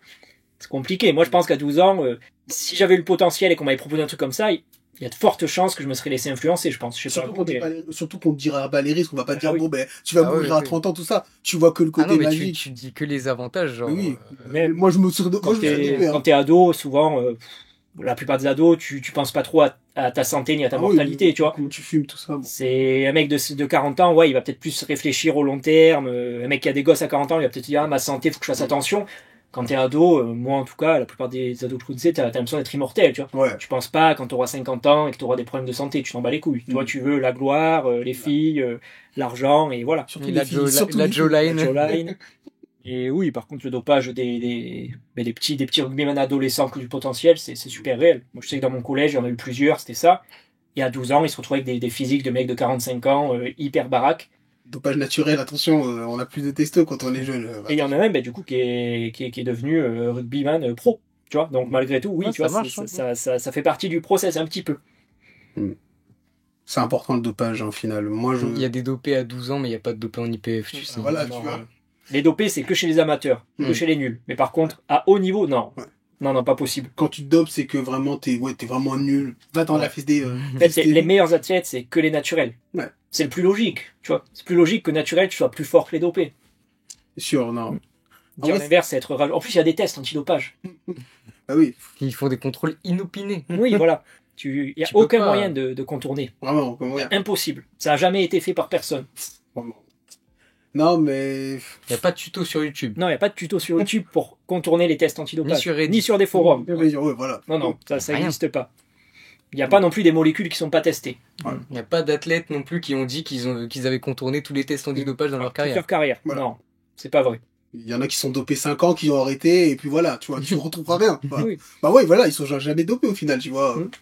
On veut des noms quand même, hein. Pas de nom. Non. Pas de nom. Si seulement on les avait, les noms. On les a, les noms, mais on ne dira pas. Ah, on n'a pas de preuves. On n'a jamais de preuves. On n'a jamais qu'on est dopé. C'est C'est ça tout le vice du dopage. C'est qu'on peut pas accuser quelqu'un de se doper, en effet. Mais tout comme, moi, si je vous demande, est-ce que j'ai déjà pris X drogue dans ma vie, tu vois, récréative, vous pouvez pas le prouver. La seule chose qui peut le prouver, c'est un aveu direct. Le dopage, c'est pareil. Si j'ai pris un produit dopant il y a X temps, vous pouvez pas prouver que je suis naturel ou pas. C'est complètement impossible. Donc en fait, il faut juste analyser et ça reste de la croyance. C'est pour ça que les dopés ou les naturels qui disent tu n'as pas de preuves, oui, en effet, on n'a pas de preuves. Mais ça veut pas dire que tu es naturel. C'est juste qu'on ne peut pas prouver que tu es dopé, on peut pas t'accuser de dopage parce que ça, en effet, c'est de la diffamation. Naturel ? Oui. D'ailleurs, il y avait une compète qui devait se faire avec les dopés, enfin avec le dopage autorisé, mais je crois que ça s'est pas fait du coup. Mais ça aurait pu être marrant parce qu'en fait, IPF ? Non, une compète en fait d'un mec riche qui justement avait voulu faire une compète où il autorisait les gens à se doper, tu vois, si je me souviens bien. Et ça aurait pu être très intéressant parce que moi je pense qu'on n'aurait vu aucune différence avec les autres compétitions. Comme à chaque fois d'ailleurs. Encore une fois, il y a plein de gens qui se dopent et qui vont pas en compète, et pourtant ils ont des moins bonnes perfs que beaucoup de gens en compétition. Est-ce que ça veut dire que tous les gens en compétition sont dopés? Non. Par contre, de manière logique et rationnelle, est-ce que statistiquement parlant, c'est beaucoup plus logique qu'il y ait beaucoup de dopés au plus haut sommet du sport? Bah oui, ça c'est quelque chose qui est pas, c'est pas une dinguerie à dire. C'est juste que dans le milieu, ils sont tous là, ils essaient un peu de se... T'es juste un rageux. Oui, c'est vrai, je suis un jaloux. Rageux plus nos T'as pas perfs. de perf, ouais, voilà, t'as J'avoue. pas de perf, c'est ça. C'est vrai, je suis démasqué. Dopez-vous. Conclusion. Si vous voulez être quelqu'un, dopez-vous. Si vous voulez avoir un bon niveau, dopez-vous, vraiment. Bah, si tu t'en fous de ta santé, si tu t'en fous de l'éthique, et que tu veux être le meilleur du monde, ça reste une décision relativement rationnelle. Je tu l'aurais vois. fait, hein. Après, Et pourquoi tu le fais pas du coup? Mais parce que je suis pas assez fort pour le faire. Mais en vrai, moi j'avais du potentiel de fou, je l'aurais fait. ça ressemble à des disquettes de fake natif. Ça. Je suis pas assez fort. Mais typiquement, en plus il y a des sports par exemple qui ont pas de test antidopage. Typiquement le street workout en statique, il y a pas de test antidopage parce que c'est très compliqué de tester tous les athlètes, c'est impossible. Le street lifting, c'est que récemment qu'ils ont rajouté des tests antidopage. Ça veut dire qu'avant il y avait pas de dopé? Bah non, tu vois. Donc il faut faire la part des choses de tout ça. Bien dit. Mince, j'ai cité le street lifting comme ça, en plus le nom. Ah, voilà, il n'y a pas de dopé dans le street lifting quand même. Il n'y en a pas. Il n'y a aucun intérêt à se doper. Non. Il n'y a aucun Non, intérêt mais- à se doper. Pourquoi avoir plus de perfs, être meilleur que les gens au final et gagner plus d'argent? Ah bon. Il n'y a aucun Alors, plus intérêt à se de doper. fame, mais- Ouais, voilà. alors plus Après, de fame, plus de femmes. Exactement, surtout plus de Après, dans toutes les salles de campagne, il y a des mecs qui font pas de compète qui se dopent. Hein. Mm. Mais il n'y a aucun intérêt à se doper en compète, par contre. Non. Mais- Non, non.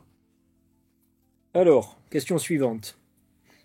Opinion sur le home gym Fontesque. Ah. C'est un peu ghetto. C'est un peu ghetto. Mais dans le bon sens. Oui. Oui, non.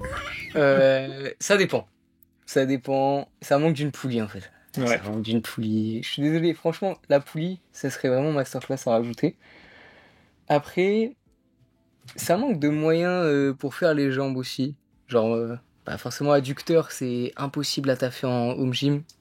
Enfin, avec des élastiques, mais c'est relou. Après, ouais, il manque en fait quelques machines. Un truc pour faire du curl pupitre, mais clean, sans être gêné par le banc. Voilà, il manque 2-3 trucs. Mais sinon, l'ambiance, c'est trop bien. C'est trop Et bien. si vous voulez qu'on rajoute tout ça dans le home gym, C'est des... il faut faire des dons. On en a marre de donner de l'argent, nous, ici, là. Donc, bon, on n'a plus d'argent. Donnez à notre place, s'il vous plaît. Non, mais vraiment, c'est vraiment bien. Pour le coup, c'est la première fois que je teste une salle qui n'est pas commerciale. Parce que moi, je me suis toujours entraîné dans la même salle, au final. Jamais rien testé d'autre. Même pas un autre, genre, je suis même pas allé à Basic Fit ou à Fitness Park. Et ma salle, tu peux te donner, mais c'est assez facilement mal vu, tu vois. De gueuler, de t'entraîner, en fait. De t'entraîner pour de la performance. Donc là, forcément, t'es dans un univers qui est radicalement différent et t'es ici pour perf, tu vois. Donc c'est beaucoup plus kiffant. Et surtout, comme on en a un peu parlé tout à l'heure, il y a plein de jouets, tu vois, pour s'amuser, en fait. T'as un sac de frappe qui est juste là. Tu peux te servir, t'as des couteaux, des fusils. Des Bon, faux, des faux fusils. fusils. Des faux fusils. La monétisation. Des faux fusils. Il frappe des sacs avec un élastique. Ouais, On s'entraîne au fouet. Ouais. Non, mais On se demande pourquoi, d'ailleurs. Hein, t'as bref. vraiment tout ce que tu veux, en fait. Enfin, pour t'amuser, t'as même des trucs pour taffer un peu plus l'équilibre. Non, franchement, c'est vraiment très, très complet, au final. Et ça change beaucoup de l'entraînement style hypertrophie, tu vois. Tu peux faire vraiment... tu peux taffer pas mal d'autres qualités athlétiques. Et c'est vraiment kiffant de juste changer un peu le style d'entraînement, même si ça reste extrêmement proche, et de voir autre chose, tu vois. Surtout quand, là, pour le coup, on en avait parlé en privé, mais je commençais à vraiment saturer, mais très très fort de ma salle et de l'entraînement. Mais du coup, plus dû à l'environnement. Et là, d'avoir changé, en fait, c'est vraiment le perfect timing, tu vois. Avoir changé à ce moment-là, là, je kiffe venir m'entraîner. Ouais, alors que quand j'étais dans l'autre salle, tu vois, j'allais à l'entraînement, mais À reculons. voilà, j'avais plus envie, tu vois. Même si je savais que j'allais perf, même si je savais que machin, mais parce qu'au final, je faisais tout le temps la même chose. C'était quand même une grosse routine, tu vois. Et je pense que, ben, à l'issue de ce mythe, je vais essayer d'inclure un peu plus de trucs fun, en fait, tout simplement, ou faire un peu moins de training optimal. Pour être encore plus mal vu dans ta salle. Exactement. Et surtout Faire virer, surtout. pour juste, mais tu vois, continuer d'aimer m'entraîner et tu vois, ne pas aller à l'entraînement à reculons, en fait, vouloir vraiment venir m'entraîner, tu vois.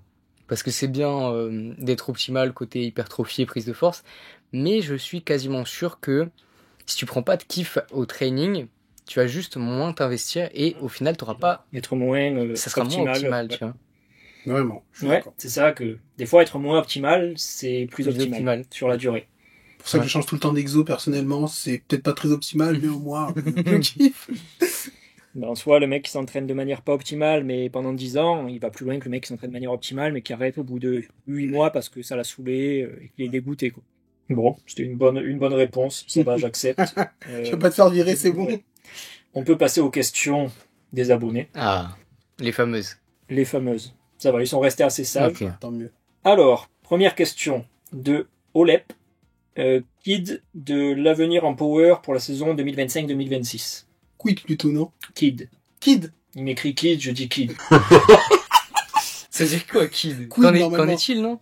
Qu'en est-il de Ouais, l'avenir en power? Bah, normalement, en fin d'année, j'aimerais bien refaire des compes. Mais pareil, je verrai bien. Si jamais je le sens pas du tout, ben, j'en ferai pas. Même s'il y a de fortes chances que j'en fasse. Parce que ça me manque un petit peu. Mais j'aimerais aussi bien tester une comp de street curl. Pour Diplodocus qui regardera probablement ce podcast. Ça me botterait bien aussi. Pour juste, bah, du coup, tester un autre truc. Mais ouais, les comptes de power, ça me manque un petit peu. Après, à voir ce que ça donnera. Pour l'instant, je sais très bien que je ferai pas top 3, tu vois. Mais à voir comment les perfs vont évoluer. Et au moins, j'ai les minima, donc je sais que je peux refaire régional et les France. Mais on verra bien. Et ouais, curl streak, ça me botterait bien.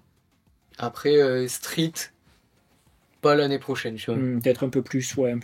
long terme. Street, c'est plus sur le long terme. Street lifting, street workout, bon, Très long terme. très très long terme. Honte sur vous, hein.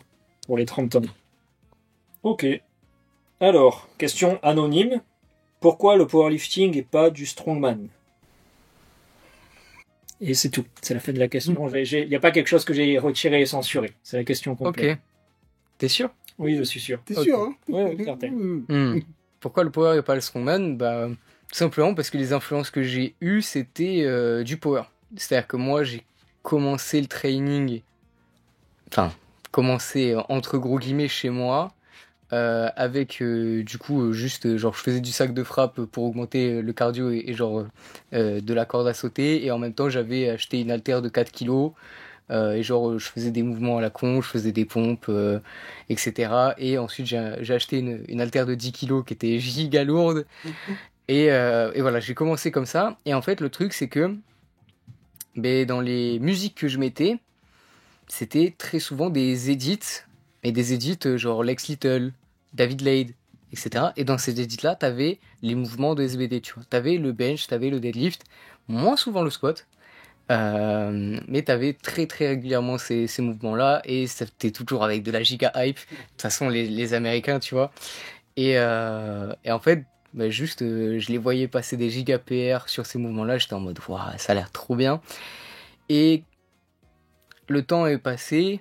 Je crois que quand j'ai commencé à vraiment m'entraîner, ben, après j'ai complètement arrêté pour reprendre après avec la salle. Et quand je suis arrivé à la salle, ben en fait j'ai tout de suite commencé à faire les mouvements de SBD en fait.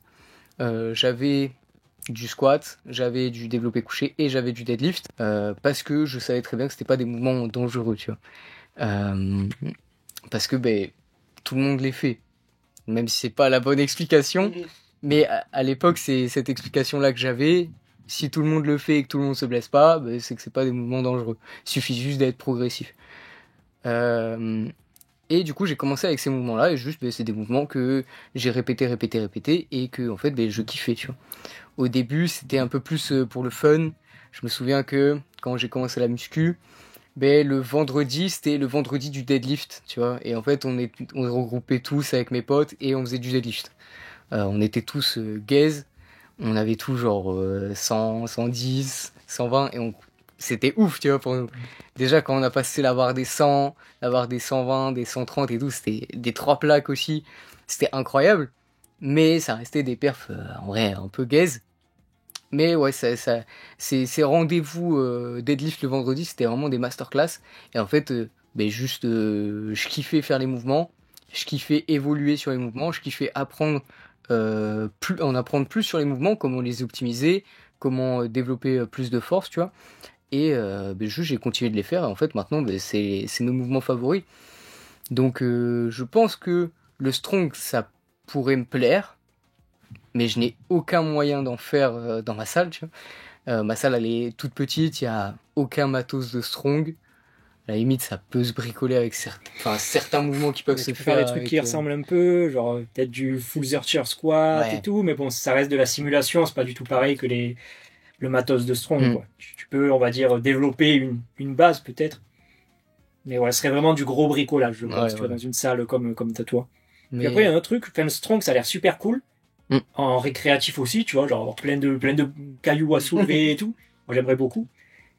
Mais, de manière compétitive, après, peut-être que s'il y a des copains strongmen qui regardent, ils corrigeront, mais je pense aussi que pour des tout petits gabarits comme nous, c'est vrai que... de manière compétitive, je crois pas qu'il y ait des KT très très très légères. Si je me rappelle bien, c'est peut-être il y a moins 80. À l'époque, je crois qu'il y avait 2 KT. Je sais pas si c'est encore le cas, mais je crois qu'il y avait un truc genre plus 80, moins 80. C'est ça, ouais. Ouais, je crois. Et franchement, moins 80, ok, mais tu vas te retrouver avec des mecs comme Lilian de 85 kilos qui cut un peu, avec nos 60 kilos et quelques.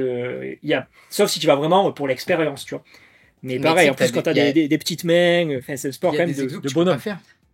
T'as des exos où juste, genre les Atlas, je sais pas si c'est les Atlas Stone, mais je crois qu'il y a un exo où tu soulèves un caillou. Ouais. Un caillou et tu dois le porter assez haut, tu vois. Ouais. Je suis 1m60. Mec, je peux pas le soulever comme ça, tu vois. Petit gars. C'est quand même un sport de grand monsieur, de gros bonhomme, ouais. Ouais, voilà. De gros surtout. Mais par contre, de manière récréative, ouais, ça a l'air vraiment fun. Ouais. Non, franchement, c'est... Puis même, genre, tirer des camions et tout, c'est trop drôle. Ouais. Oui, tu peux faire la version un peu campagnarde où tu vas dans la nature et tu soulèves des gros cailloux, des gros troncs d'arbres. Non, le son, ça pourrait être cool, mais c'est juste que c'est pas possible à faire dans ma salle. Et juste, c'est très peu adapté en fait à ma taille, tu vois. Même quand j'ai écouté des podcasts de Strong, tu vois, les mecs, un mec qui s'appelle La Ferme Strong, qui avait fait un podcast avec Tengo et son pote là, j'ai écouté ça et genre les mecs il expliquait que c'était giga dur pour lui parce qu'en fait il fait je l'ai vu en plus, il doit faire 1m70, tu vois. Moi je suis 1m60, je suis encore plus petit. Donc ça doit être en plus très chaud. Pour rivaliser au poids, il faudrait que tu manges bien, quoi. Ah ouais. Après, je pense que les 80 kilos, ils sont atteignables. Oui, c'est sûr. Mais bon, tu seras pas très très sec, hein. Non. Et que t'as des bonnes joues, là. Dit-il. Alors, question suivante de Félix. Tiens. Comment avoir une mâchoire de Luke Maxing? Alors, c'est assez simple, il faut taper dessus. Après, il faut aussi faire les petits massages pour éliminer la rétention d'eau. Et ne pas hésiter à mâcher beaucoup de chewing-gum, si possible en métal, pour vraiment améliorer la jawline et avoir une jawline de fer, littéralement. Iron Man. Les dents, les molaires, on s'en fout pour le Luke Maxing si tu les pètes en mâchant du métal. Parce que finalement, t'as juste à avoir tes dents de devant, là. Ouais. Et au moins, t'as une grosse mâchoire, quoi. Puis ça conditionne un peu les gencives sur le long terme. Donc, elles vont changer en pierre au fur et à mesure du temps. Donc non, ça c'est bonne technique. Puis t'as la mâchoire d'Iron Man après. Puis pour les cas les plus désespérés, chirurgie esthétique directement. du synthol dans les masséters. Ils ont perdu du gras aussi, vraiment, ça aide beaucoup. Ouais. Soyez sec, quoi. Ouais. Tu fais une liposuction, c'est plus simple. C'est vrai. Déficit calorique, c'est trop dur. C'est sûr, quand on mange du Nutella tout le temps, là. Non, en vrai, pour optimiser sa mâchoire, ouais, il n'y a pas de solution magique, tu vois. Renforcer un petit peu les masséters, ça peut aider. Ça va pas être ultra game changer, mais ça peut un petit peu aider. Vider la rétention d'eau, ou en tout cas ne pas être vraiment juste plein d'eau, évidemment, ça aide aussi. Donc, juste avoir une hygiène de vie correcte, ça va aider à limiter la rétention d'eau. Mais après, pour tout ce qui est potassium, maxing, etc., je crois que c'est dangereux. En plus, il y avait des trucs comme quoi tu pouvais vraiment te baiser la santé juste en déséquilibrant ces trucs-là. Le ratio potassium, sodium et magnésium, je crois. Donc, ensuite, il y avait quoi? Ouais, bah, perdre du body fat. Ça aide vraiment au côté esthétique. Acheter la marque de aussi pour... Les Exactement. Très très bonne. Mais ça, j'ai vraiment envie de tester par contre les gommes. parce que en fait, moi, j'aime beaucoup mâcher des trucs, tu vois. Ouais. J'ai très souvent un chewing-gum. Et le problème des chewing-gums, c'est que c'est mou, ça me saoule, tu vois. Donc, j'ai bien envie de tester. Bon, je prendrai pas la marque de parce que je pense que c'est sûrement trop cher et probablement du dropshipping, mais Bref. on bipera le nom. Mais ouais, non, je vais... Et puis, ça se trouve, genre des giga résultats, on sait pas. Hein. Faut tester. Je pense pas. Faut À la tester, limite, hein. peut-être que j'ai une légère hypertrophie. D'un millimètre, Ouais, 0,5. Il Mais se bon. verra même pas. C'est comme pour les biceps. Quoi. Hmm. C'est très très lent. Ou alors, vous acceptez votre mâchoire. Je dis ça, je dis rien. Non. Je dis ça, je dis rien. Non. Non. Potassium maxing, down destroying, Sinon, se charger, ça peut aider. Bone pour- smashing. bone smashing, arthrose mâchoiring. Mhm. Mais vous aurez une mâchoire un petit peu plus grosse. Se charger, sinon, ça peut changer un truc au niveau de la Tu pourras plus parler. Hormone de croissance. Tu pourras GH. plus parler, mais tu vas draguer v'là les meufs Mhm. avec ta jawline. Ouais. Alors, question suivante de Radagab. Ressenti sur le home gym pour dormir. Bah, tu n'as pas dormi dedans, mais si tu devrais dormir dedans, du coup. En vrai, là-dedans, ça doit aller. Hmm. Je pense que ça doit aller. Une petite couette, Ouais. petit bandeau. Non, franchement, dans le fauteuil, dormir, ça doit être ok. Dormir même le sol, bon. Après, il y a un matelas aussi. Hein. J'ai déjà fait dormir des gens sur ça. Ah ouais? Ouais. Mais, Un peu vénère quand je même. crois, Félix. Hmm. Félix, ouais, il a déjà dormi dessus, je crois. Après, moi, j'aimerais pas dormir ici, trop proche du sol. Avec la Parce poussière. que je suis pas allergique à la poussière, mais je pense que ça ferait pas bon ménage, tu vois. Hmm. J'ai quand même des tendances asthmatiques quand j'ai des allergies. Donc peut-être que ça pourrait les déclencher, on sait pas. Donc je préférerais pas prendre le risque de dormir ici non plus à même le sol. Hein. Puis en plus, dans la salle, des fois, tu as vu, il y a des cafards qui font la taille d'une chèvre. Hein. Donc, c'est- J'ai commencé à y croire, en vrai. Hein. Vraiment. Au cafard. Ouais. Il y a peut-être des cafards, vraiment, là. Je commence à avoir peur, là. Bah tu l'as pas vu, il en avait capturé un. Attends, Il l'a mangé. Ah, mais c'est bon. Il l'a fait cuire. Il a la photo. Hein. Ouais, attends. Cafard maxing. Wesh. C'est dans ma cuisine. Aïe, aïe, aïe, aïe, il est énorme. Hein. Ouais. Ah là là. Ah, il est beau, hein. Ah ouais, il est bon. Vous Hein. savez mon goût ou pas? Ouais. Après, je l'ai mis dans ça, là, tu vois. Combien de grammes de protéines dans un cafard? Oh, je pense qu'on a 100 grammes les... Ah ouais. 100 grammes les 100 grammes. 100 grammes exactement. Ouais. Très bon ratio. Mais t'es un singe, la fumée, je pense. Ouais. Honnêtement, hein. Ah non, la fumée, il est rigolo. Mais c'est le singe qu'il pense être. J'espère que ça sera pas coupé, ça. Moi, je l'ai, en tout cas. C'est le principal. Mhm. La fumée, tu vas mourir à 30 ans. Hein. Mhm. On tient à le dire. Monster, dépressif, mourir, bof, c'est bon. Mais avec 150 kilos au dips. Et en, Si ce n'est plus, et en d'ailleurs. te chargeant en plus. Non, d'ailleurs, beaucoup plus. Attends, Bah oui. il a 140 kilos en touch and go, là. Ça y est. Ouais. Bon, avec 200 kilos au dips. Ouais. Moi, c'est mon Minimum. trop PDC. En vrai, ouais. Clairement, 200 kg dips, Ça me choquerait pas dans 10-15 ans. Mais tu penses vraiment qu'il va survivre jusque... Ah, j'ai du mal à le croire, c'est ça le truc, hein. Vraiment, vu l'état du cadavre. C'est un cadavre sur pattes. C'est une marionnette qui le contrôle. Non, c'est un robot. Non, oui, c'est toi qui l'as programmé, Un là. laboratoire russe. Il tourne à la Monster, tu vois. Ouais, c'est- Mais l'huile de Monster, là. Mais c'est bien, tu l'as reprogrammé récemment, là, il boucle plus, là, Ouais. donc ça, c'est bien. C'est un moment, il bouclait tellement, là, le programme, il avait... Ouais, il y avait un faux contact. Ouais. Galad aussi, il bouclait à un moment. En fait, je sais pas qui bouclait c'est toi qui bouclais, et du coup, la Fumax, il bouclait, ou juste vous C'est avez... lui qui m'a fait boucler. Mais oui, c'est une dinguerie. Du jour au lendemain, ils ont commencé à boucler tous les deux, ils étaient Ah mais parce qu'en insupportables. plus on s'influençait mutuellement. Ah oui, vous étiez bloqué dans une boucle. Vraiment, Une double boucle. mais vraiment, c'était une dinguerie, j'avais jamais Mais vu c'est ça. lui qui a commencé. Mais Bah, moi j'étais déjà un peu fébrile, tu Ouais. vois.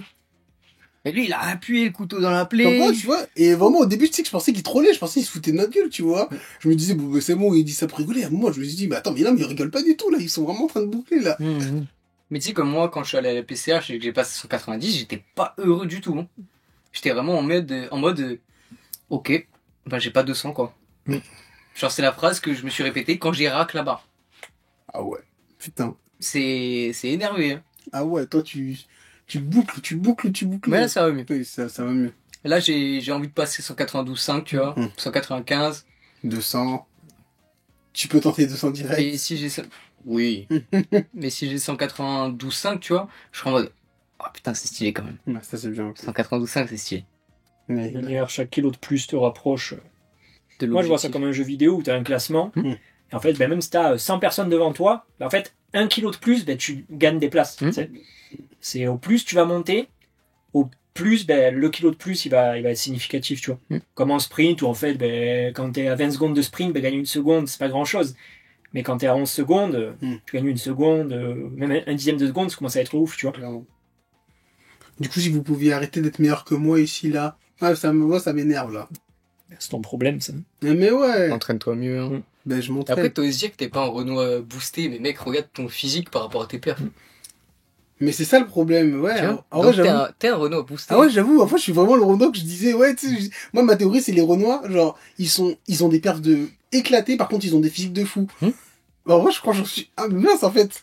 Non, mais en vrai, j'ai des bonnes perfs, en vrai. C'est quoi cette théorie fumeuse là Mais non, mais vraiment, parce qu'en gros, dans les salles, genre, tu vois beaucoup de C'est vrai Renois. que Baki et Ludo, ils ont pas des bonnes perfs. Bon, non, mais, pas eux, je dis pas eux, et encore, par exemple, tu parles, Larry Wills. allez, mais tu prends les exceptions aussi. Beaucoup de Renois dans les salles, tu les regardes, ils ont... Usain Bolt. Allez, non, mais je parle vraiment en termes de salle. En vrai, il y a beaucoup de Renois, je les vois, ils font n'importe quoi. Bon, on dirait vraiment moi, vraiment, on dirait que je me décris, ils font n'importe quoi. Ils ont vraiment des physiques de ouf, hein, vraiment, ils ont vraiment des gros bras, des gros physiques. Par contre, ils ont pas de perf. Genre vraiment, au niveau perf, je les mogue. Ouais. Et je me rends compte que je suis en train de me décrire un petit peu. Oui. Mais parce que moi, je me compare à vous. Mais comparé à la moyenne, vraiment, moi, j'ai des bonnes perfs quand même. Ouais, après, Mais moi, tous les mythes des Goldgen, Renoir et tout, c'est quand même le biais de confirmation ultime, ça. Hein. ouais. Genre, surtout que bon, Renoir, c'est très large. Hein. Il y a, tu vois, tu prends je sais pas, un Camerounais, Nigérian et tout, c'est pas du tout les mêmes Génétique, les ouais. mêmes ethnies, on va dire. Parce que comme si tu prends un Islandais et un Italien, quoi, tu vois. C'est quand même très très vaste. Et en vrai, je pense que c'est quand même un coup de on voit ce qu'on a envie de voir, quoi, tu vois. Ah, mais clairement. Comme le délire des Noirs qui dansent bien et tout. Ça, je confirme. C'est genre, c'est plus que je pense que. En vrai, non, ça doit être vrai, mais ça va en fait, ça va dépendre des pays. Genre, peut-être en France, ça l'est moins, tu vois, mais genre, dans les pays africains où la culture, c'est la danse. Ah, mais dans ce cas, c'est la culture. Ah, Pas ouais. la couleur, tu vois. Ah, ouais, ok, d'accord, ouais. C'est, en Ouais, fait, c'est, tu vois, les gens, en fait, ce qu'ils disent, ben, Dans les gènes, ouais. ouais, quand t'es noir, t'as le rythme dans le pot, c'est pas vrai. Non. C'est plus que quand t'es noir, si tu danses mal, t'auras peut-être plus tendance à vouloir bien danser. Tu Ouais, vois. ouais. Ah, ouais, non, Danser. non, mais moi, je T'es sais. blanc, t'es en mode, ah, c'est normal, je sais pas Ouais. danser, tu vois, ou tu Sûr t'en bats que- les coups. Moi, je suis sûr que moi, dès que je danse mal, on taille, hein. Ça, c'est sûr. On me dit, ah, Et pareil pour le physique. Je pense qu'il y a beaucoup de mecs noirs, ben, qui sont très très maigres. T'es peut-être plus influencé à faire de la muscu pour un peu rentrer, tu vois, dans le cliché. Alors que, tu vois, il y a des trucs où des fois c'est pas du tout génétique, c'est Ouais. plus du déterminisme. En fait, on s'attend à ce que tu sois quelque chose, donc toi, t'as plus de pression à le faire. c'est ça. Ça fait c'est autoréalisatrice. Oui, c'est ça. Parce que non, je pense pas que. Enfin, c'est très essentialiste de se dire tous les noirs du monde sont ça, tu vois. Moi, je boucle parce que vous êtes meilleur que moi. Ça, à un moment, je m'énervais. Genre, en fait, je suis du genre à détester être dernier. Genre, vraiment, typiquement, genre, je veux faire un marathon, enfin, un semi-marathon, mais j'hésite encore à m'inscrire parce que si je finis dernier, je sais que je vais pleurer, je sais que je vais rager. Et dans la méthode, me dire que, genre, typiquement, quand je fais des jeux de société avec mes potes, genre, quand je termine dernier, j'ai trop le seum. Alors que c'est un jeu de société, hein, mais je rage, hein. Je rage de fou. Alors, savoir que je suis moins bon que les autres, moi, ça me fout la rage, moi. Alors, autant des dopés et tout, je m'en fous, genre des et tout, autant quand c'est les gens de la méthode, quand c'est les gens de... Toute cette partie, elle sera pas là. Tout le monde. Non, mais de toute façon, oui. Non, mais autant des gens comme ça, je m'en fous, mais autant un la fumée qui me fume en termes de perf, ça me fout la rage. Genre là, je suis en mode, mais pourquoi? Pourquoi pas moi? J'ai le seum. Parce que tu n'es pas l'élu. Bah ouais, c'est ça le problème. Je suis pas l'élu de la méthode. Mais c'est pas forcément l'élu qui gagne à la fin. C'est toujours le truc. C'est pas d'où tu pars qui compte, c'est où t'arrives. C'est sûr. Donc c'est sur la durée. Bon, on repart. Ouais. Allez. Alors, question suivante de Diplodocus.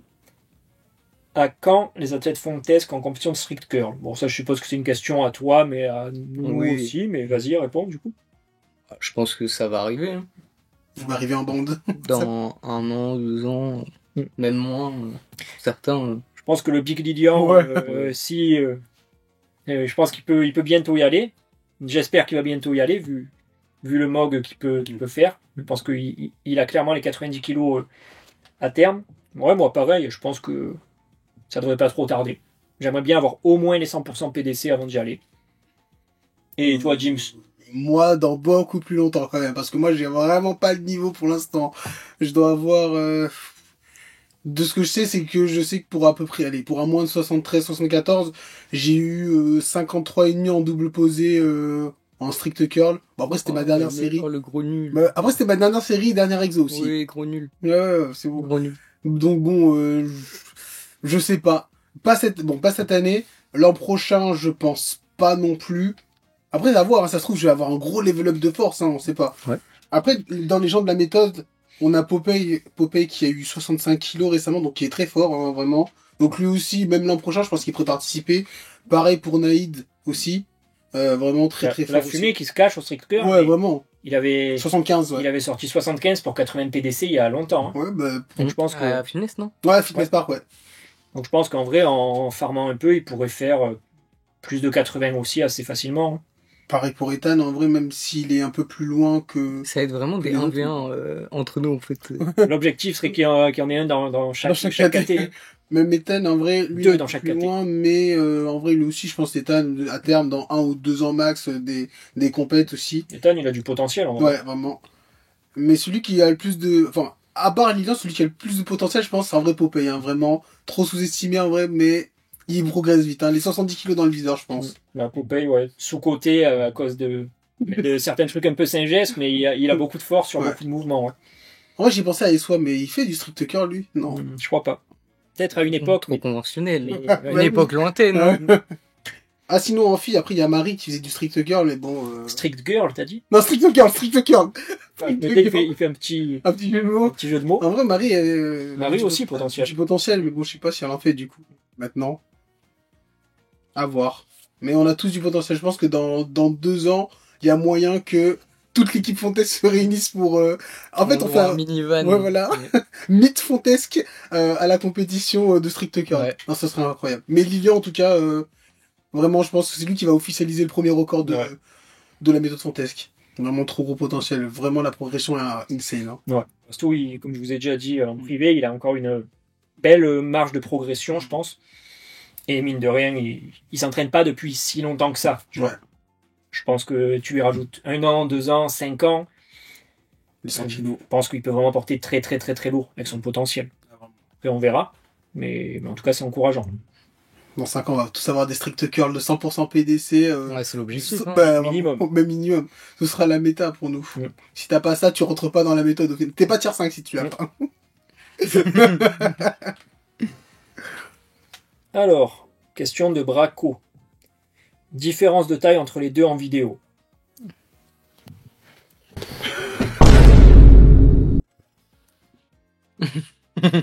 Non, bah, Je sais pas si on est dans la frame ou pas. Bah, si. Ah, moi, j'ai une vue de Ah nez, ouais, à ce moment-là. Ah ouais? Ouais.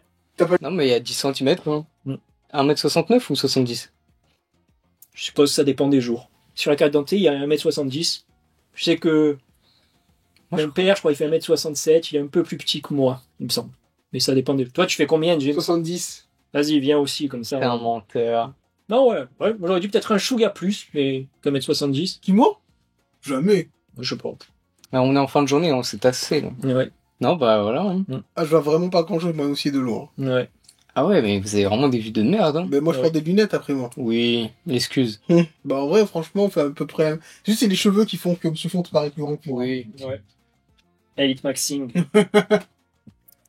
Et ensuite, dernière question d'Insta de Kenzo. Je sais pas si tu le connais ou pas.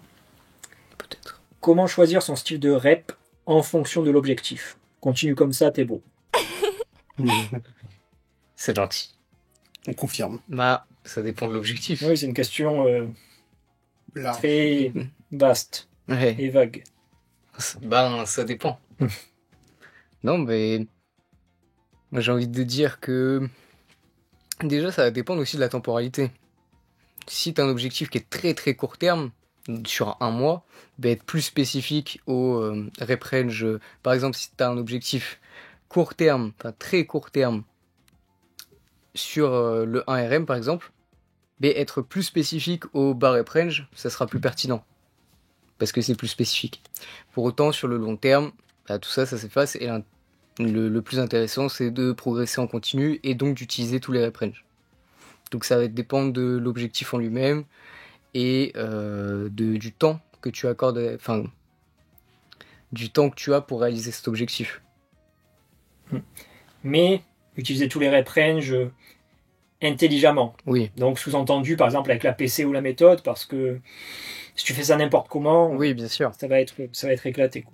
Mais bon, Et si c'est fait intelligemment, on est sur un podcast fontesque, C'est vrai. c'était un petit peu évident. c'est vrai, c'est Ça vrai. va dépendre de ta séance, forcément, une séance force. Bon, tu feras des rep range de force. Et une séance volume, tu feras des rep range de force aussi. Ouais, mais si t'es très court terme, par exemple, si t'as besoin, je sais pas, tu vas faire une compétition de street curl, tu vois, et que t'as un objectif sur le RM, moi j'aurais tendance à conseiller d'essayer de réduire les rep range, Tu vas pas faire des 50 RM. tu vois. Tu vas essayer d'être le plus spécifique possible. Après, ça peut quand même se faire. Oui, on va dire au plus Mais- tu vas te rapprocher, moi au plus j'aurais tendance à Ouais, ben, picking, voilà, faire un picking et m'éloigner de la méthode, tu vois, les dernières semaines. Alors vraiment faire quelque chose de beaucoup plus conventionnel. Si en compète c'est que tu vas faire des 1RM, ben, faire plein de 1RM mais à des RPE plus bas, bien groover le mouvement, etc. Un peu du multiplayer, un petit peu aussi. De singerie multiplayeresque. Et dernière question de Malo. Comment t'expliques tes perfs en si peu de temps de pratique? Et c'est le moment que je boucle. Moi, je trouve que mes performances sont mauvaises. Non, en vrai, bah, je trouve pas avoir des perfs abusés, tu vois. Donc, comment est-ce que je les explique? Bah, juste par l'entraînement et par la chance. Et avoir aussi suivi une méthode qui m'a permis d'exprimer le potentiel que j'avais de base. Mais il n'y a pas de secret magique, tu vois. Si ce n'est la méthode, en fait, en elle-même. Ouais, c'est un mélange de méthode et de potentiel aussi. Ouais. Parce que malgré tout, tu as un très bon potentiel, mais on est tous le monstre de quelqu'un, tu vois. Ouais. Mais il y a aussi toujours quelqu'un qui est un monstre pour nous, et sauf si tu es le meilleur du monde. Et encore. Moi, Donc, je c'est- sais très bien que je suis meilleur de monde en 59, je me compare au 66, au 74. Eh ouais. Déjà que je le fais à l'heure actuelle, il peut en témoigner dans le groupe. Des fois, je suis en mode, Oui. ah putain, pourquoi lui il bench 240 kilos et pas moi, Ça genre. 93, ouais, ça. Non, vraiment. Pourquoi Jesus Olivares, il bench plus que moi? Non, mais bon. T'as de faire Funsen quand même, vraiment, pour ton temps de pratique. Surtout sous PC. En vrai, franchement, 2 fois PDC au bench, 3 fois Au squat, PDC au surtout. squat. Ouais, surtout. Ah, mais après, je peux dire aussi qu'il y a des mecs qui ont le même temps de pratique et qui sont meilleurs. Oui, bon, Oui. voilà. Mais ça, bon, c'est après, beaucoup. peut-être qu'ils fake, peut-être Ouais, mais qu'ils après, il y a sont aussi dopés, peut-être que- combien. Qu'en fait, si c'est 50 personnes sur Terre, bah, c'est pas beaucoup, tu vois. Mm. Parce que pour même plein de gens qui seront bons, ben, ils auront 1000 personnes meilleures qu'eux. Toi, tu n'auras peut-être que 50. Il y aura d'autres personnes, ils auront 10 000 personnes meilleures qu'eux au squat, voire 100 000, voire 1 million. Donc, oui, il y a des gens plus forts que toi actuellement, mais bon, il y a beaucoup de dopés. Et je suis sûr que ben, Enfin, tu vois, il y a des milliers, des dizaines de milliers de dopés en power sur toute la planète. Ben, il n'y a pas des dizaines de milliers de personnes plus fortes que toi, tu vois. Donc, dans le Natty Game, si on enlève les gens chargés et tout, ben, je pense que tu es quand même très très bien placé comparé aux autres.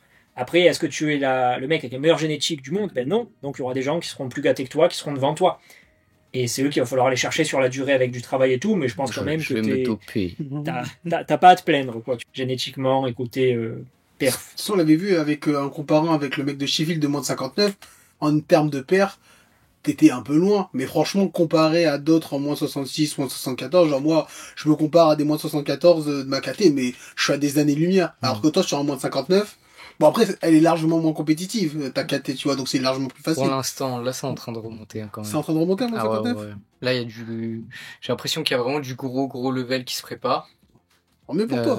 Après, il y a aussi, il y a un mec en Inde qui fait pas IPF, tu vois, mais qui sort des putains de dingueries et il fait des comptes, mais pas IPF du coup.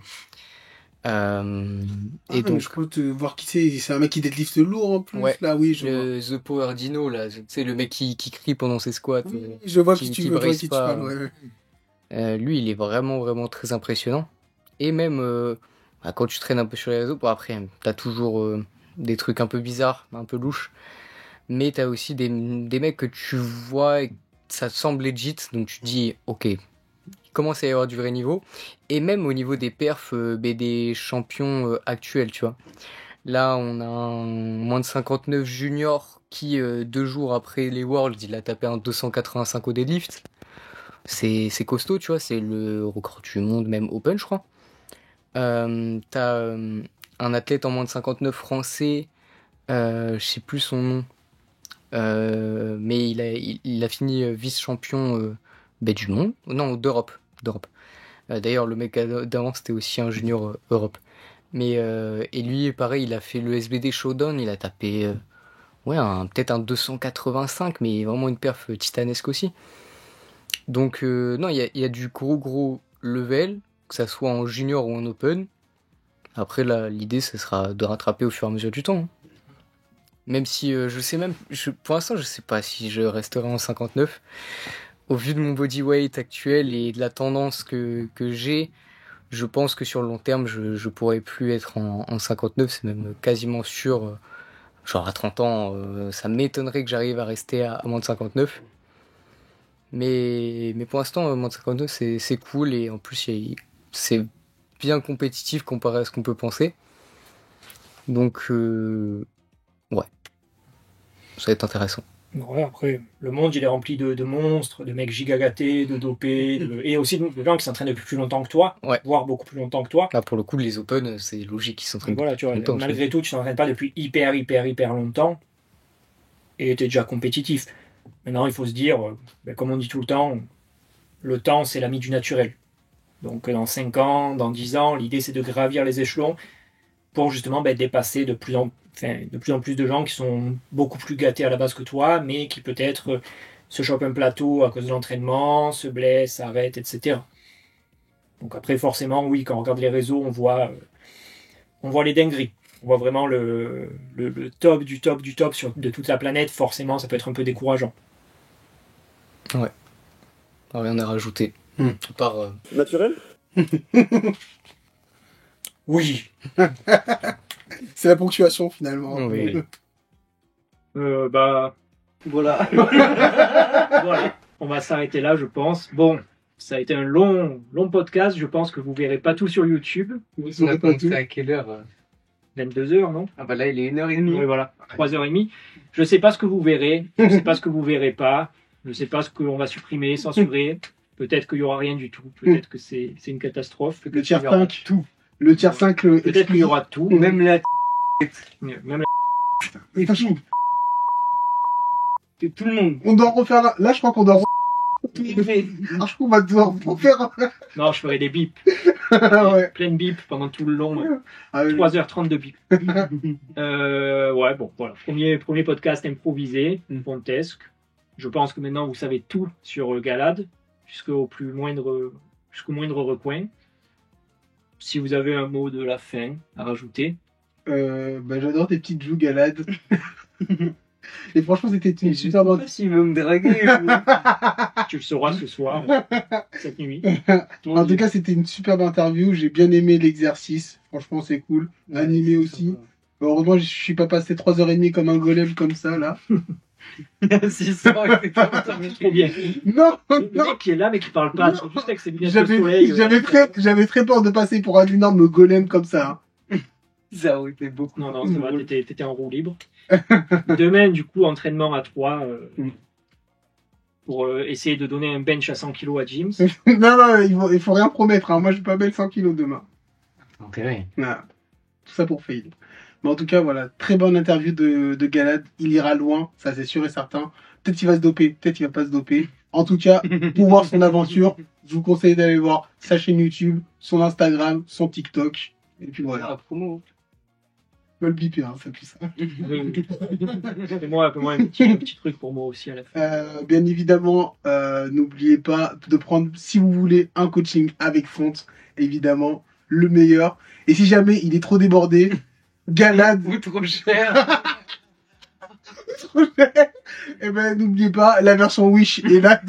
N'oubliez pas, la qualité, ça se paye. Voilà, exactement. Et sur ce, à plus mes amigos.